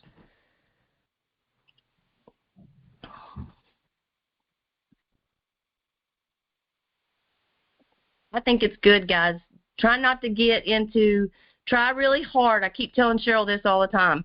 Try really hard not to get into a negative mindset, even though your circumstances around you may look glim, even though things look terrible, and it can be frustrating and it can be very difficult, and each one of us are in a different situation, but and we may see things, and it can get really bad at times, but I just try very hard to look at the positive and to look at the things, the good things that are happening, and that there is a plan, and we're moving in that plan, guys, and we are right in the center of it. I'm telling you, Creator is all over this. He's all over it. He doesn't make mistakes. He doesn't falter, and he doesn't fail. And he's got us in the palm of his hand, and we are going to win. We are going to win. There's no doubt about it. None. Zero. Zilch. Nada. Got it? I hope everybody's clear. It's a process. We know due process is the real law. So, and the way a thing is bound is the way it is unbound. So you're not just all of a sudden there. That's not the way it works. One of the most powerful mantras that I like to use is, especially when something goes down and you're feeling crappy. That's the best time to use it. How is this circumstance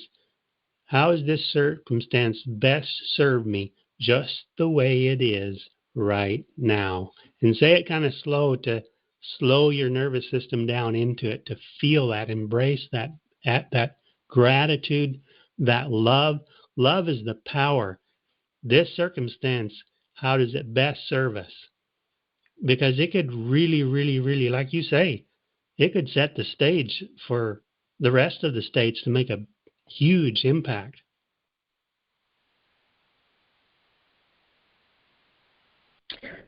It really can. Like, I really believe it's going to. Like, I think that I still think this thing's gonna eventually get national attention, and I really am hoping and praying that that all the other states won't have to do what we've done.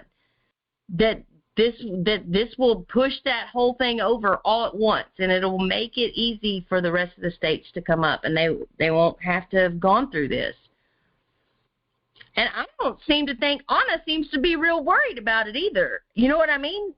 Now, I don't mean not that she's not worried about Arkansas or that kind of thing, but I mean as far as, like, she's like, guys, get your courts up. You need to get your courts up. Well, she knows we've got ours up, and she has inserted herself. I really think that she knows that we're going to take them down in this. They can't win. They cannot win. The law is stacked against them. There's no way around it. I don't see any way they could win whatsoever. I mean, there's no way. No, there's not. Unless they're just completely corrupt, that they just overlook everything and just do what they want to do. That's the only way they can win. And that ain't winning. Right, and here's another thing, Brendan, too, that I've learned as we've been studying this. The higher up the realm you go, the more educated the officials are. Does that make sense? Because, like in the county court, they don't have a clue. They actually have no clue what's going on. The Supreme Court in Arkansas is supposed to know better, and is supposed to. We're going to find out.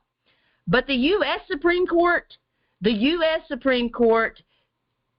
in their de facto has backed us up every stinking time. I mean, every time. So if we end up having to go to those courts, I mean, they would be going against hundreds and hundreds and tens and bunches of case law that they would be unwinding all of that case law on state citizenship and constitutional freedoms for the people of the states.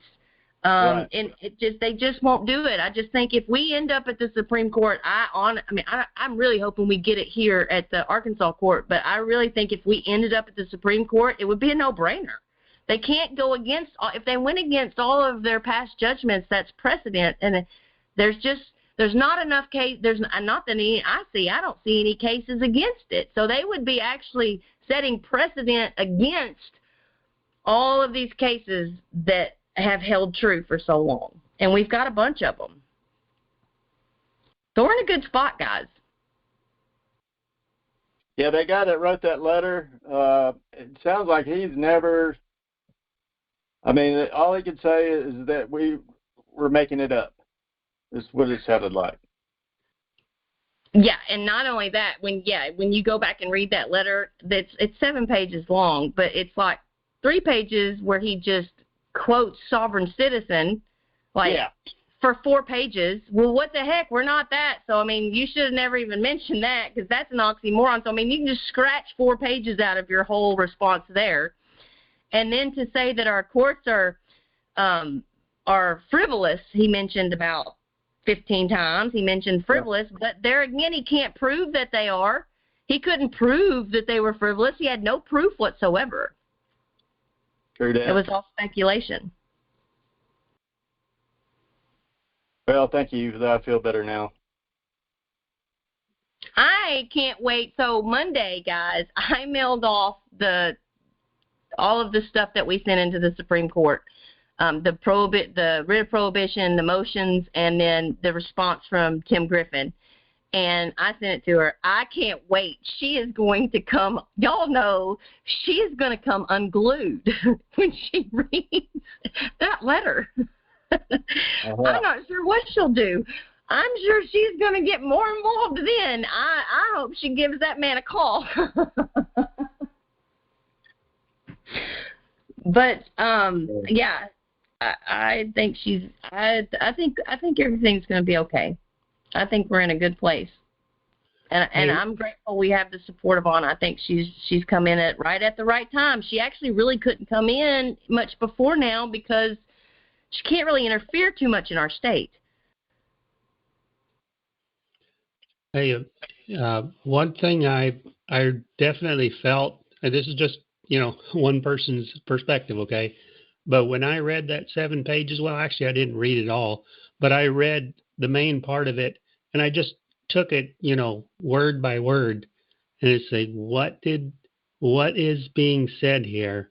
What is really happening at a spiritual level? I just kept feeling like that maybe on the consciousness level, that's what the opinion was. But to me, it was showing that they didn't really believe that. They only wanted it to be that way. And it should not be taken literally that they literally believe that our courts are a joke.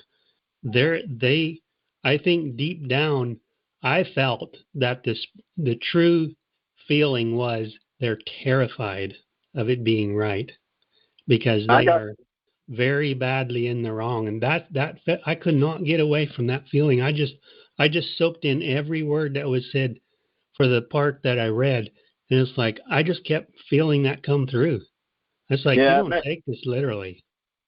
Yeah, it did give you a feeling of desperation when I was reading it. Yeah. Like they were exactly. desperate.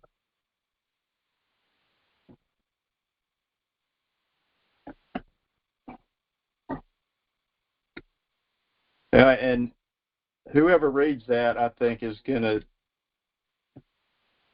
feel the same.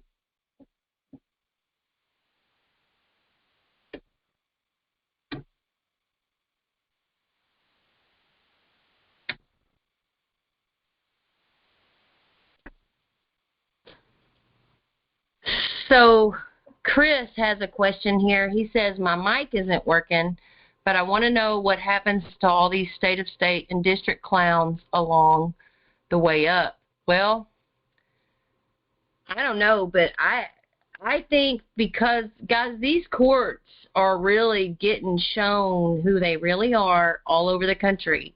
We have what's happening to Jural here. We've seen what's happened to Trump. We've seen what's happened to Alex Jones. We've seen what's happened to the J6ers. We see what's happened to all of these people. And it's, even more. I can go on and on. The Bronsons or the Burlesons, no. I can't remember their name now, the ones on the west side of the United States that are having all that land stuff that's going on. I keep wanting to say the Burlesons. I can't remember their names right off the hand. But anyway, there's stuff going on everywhere, and these courts are being exposed. And I really believe that when the real truth of our common law courts really starts to come out and people really start to let that sink in, I think people are going to be mad, real mad, and I think they're going to come running. I think they're really going to start coming running to the assembly. And I think a lot of these state and district courts and stuff will start to end up dissolving. It's kind of like Anna says with the common law and how, we know it was taken down in the southern states with the Civil War through the military occupation that they had in 10 districts in 11 states, where they set up those carpetbagger military tribunals. But that took the South out. But the rest of the country was taken down slowly. And so what would happen was the less people would be in the common law courts and less people would need stuff, and then they just kind of just fell away and weren't there anymore.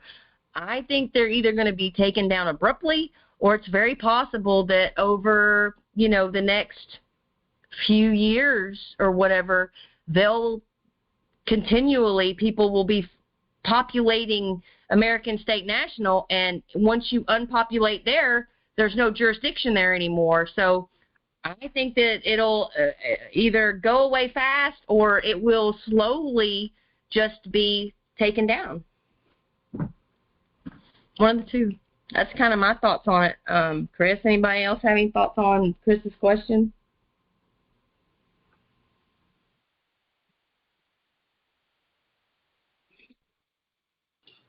Well, I could say a little something. I don't know exactly where I'm at here, but I got charged with, felony failure to register, which is up to 10 years in prison. And then they took my truck and gave me 4 misdemeanors over that just before arraignment. There was, and it did throw me off balance. I think I was deliberately targeted. I felt very, very strongly that I was. And I told the cop, the sheriff, over and over and over and over, I don't know how many times, I feel targeted, And I tell you what, it has been so different. They did arrest me here the other day again for failure to register again. But when I went up for the bond hearing, I didn't even let the judge talk. He called me first, and I just immediately spoke up. Well, after I got out of jail, it was a few days before I got around to it, but I messaged the deputy that I'm supposed to register with, and I said, hey, I can come in tomorrow, and but I said, there is a default judgment, that the court, all caps, does not have jurisdiction. In this case, is set to be bound over to the Arkansas Superior Court. Let me know, Daryl. And I have not heard a word from them. So the understanding in a case like that is the onus is on them. And it's been well over 2 weeks. I haven't heard a word from them. And that is highly, highly unusual. And they haven't been coming by. They used to buzz past my place all the time. No sign of them. And what I think it is they are terrified from what happened when David Williams leaned the lower court and the judge, and they had to start over. They had to get a new judge. They had to get the Arkansas legislation had to make a new court, a new corporation, for the court to operate. And I think they are terrified of, I've got a case in the lower court and higher court both now.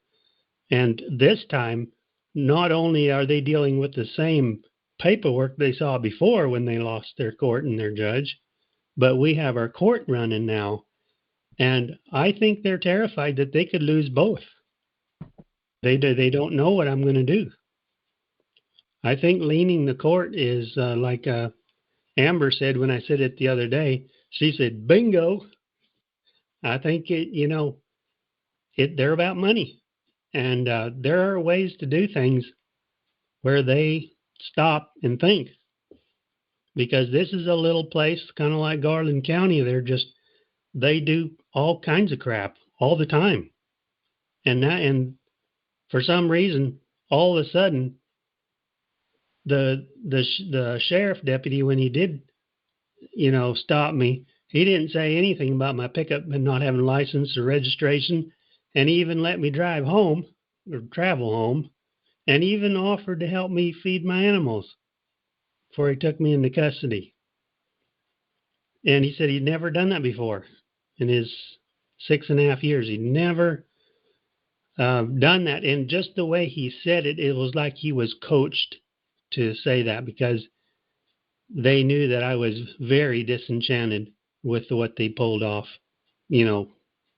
earlier. So where they impounded my truck and, all that drama there, gave me another 3 seconds to talk, say my side, and nope, obstruction of government, whatever, you know what I'm saying? So something has totally shifted. even if things went bad and, you know, I disappeared and back into their jail system, I'll say this last ordeal, it's like they're seeing some writing on the wall, or I don't know what it is, but it's way different.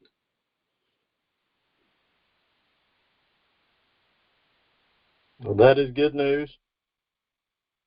Yeah, and the judge said he was dropping the felony on the first deal. Well, and he's already proven that he doesn't have jurisdiction because they never responded. They've never said, "Oh no, we do have jurisdiction." No, they won't even go there.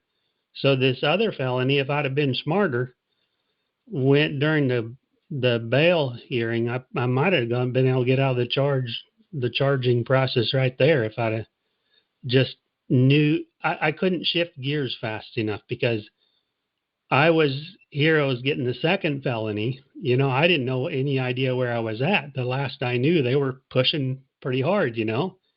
And all of a sudden, I realized after the hearing was over, it's like, oh my goodness, everything is opposite. And that's what I kept hearing. God told me, He says, Daryl, the hunter is going to become the hunted. And I felt that there was going to be this major shift. So I yield.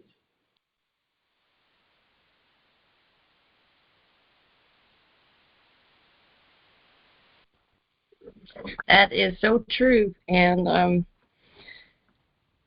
there's good things on the horizon, I believe, guys. I really do. And I'm looking forward this week to having Cheryl call us and tell us she's out.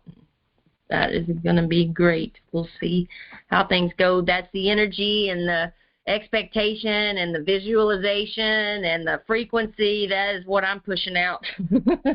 So, guys, it is. I just now looked at the time. It's like 8:45 or something like that. Does anybody have anything else that they have pressing to say before we shut out this meeting? Because this chick has to go to bed to get on a bus at 5:30 in the morning.